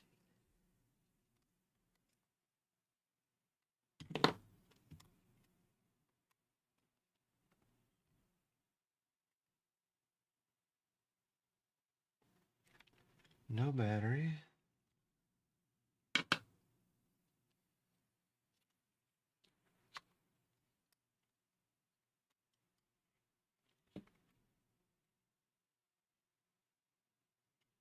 No battery. Tell you what, I got a working DS Lite. Let me go pull the battery into that thing real quick. I know it's there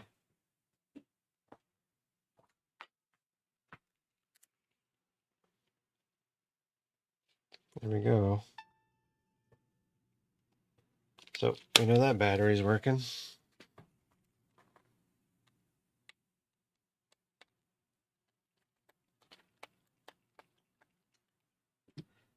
So my record so far with these DS Lites is let me see. 1 out of 3 so far.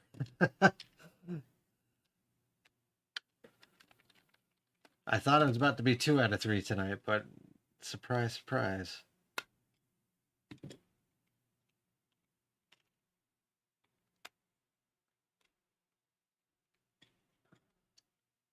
Okay.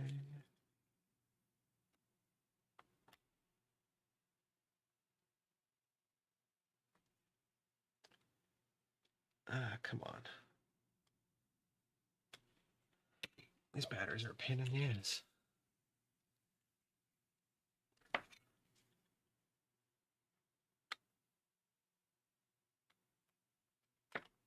There we go. Okay. Well, let's see what we got here.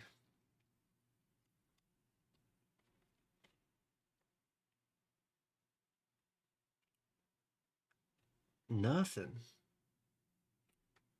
All right, well that sucks. No worries. We'll go ahead and wrap this up for tonight, and I'll figure out how to troubleshoot this a little bit. There's got to be some reason why all of a sudden this just isn't powering on. I'm wondering if I shorted something out, popped a capacitor, something like that. So I'll do a part 2 on this once I find out some more. Um, Once I learn how to troubleshoot this, I'll come back and show you guys how I did it. Anyways, appreciate you guys for watching. Had some good conversations tonight, and I will see you guys next time. Thank you.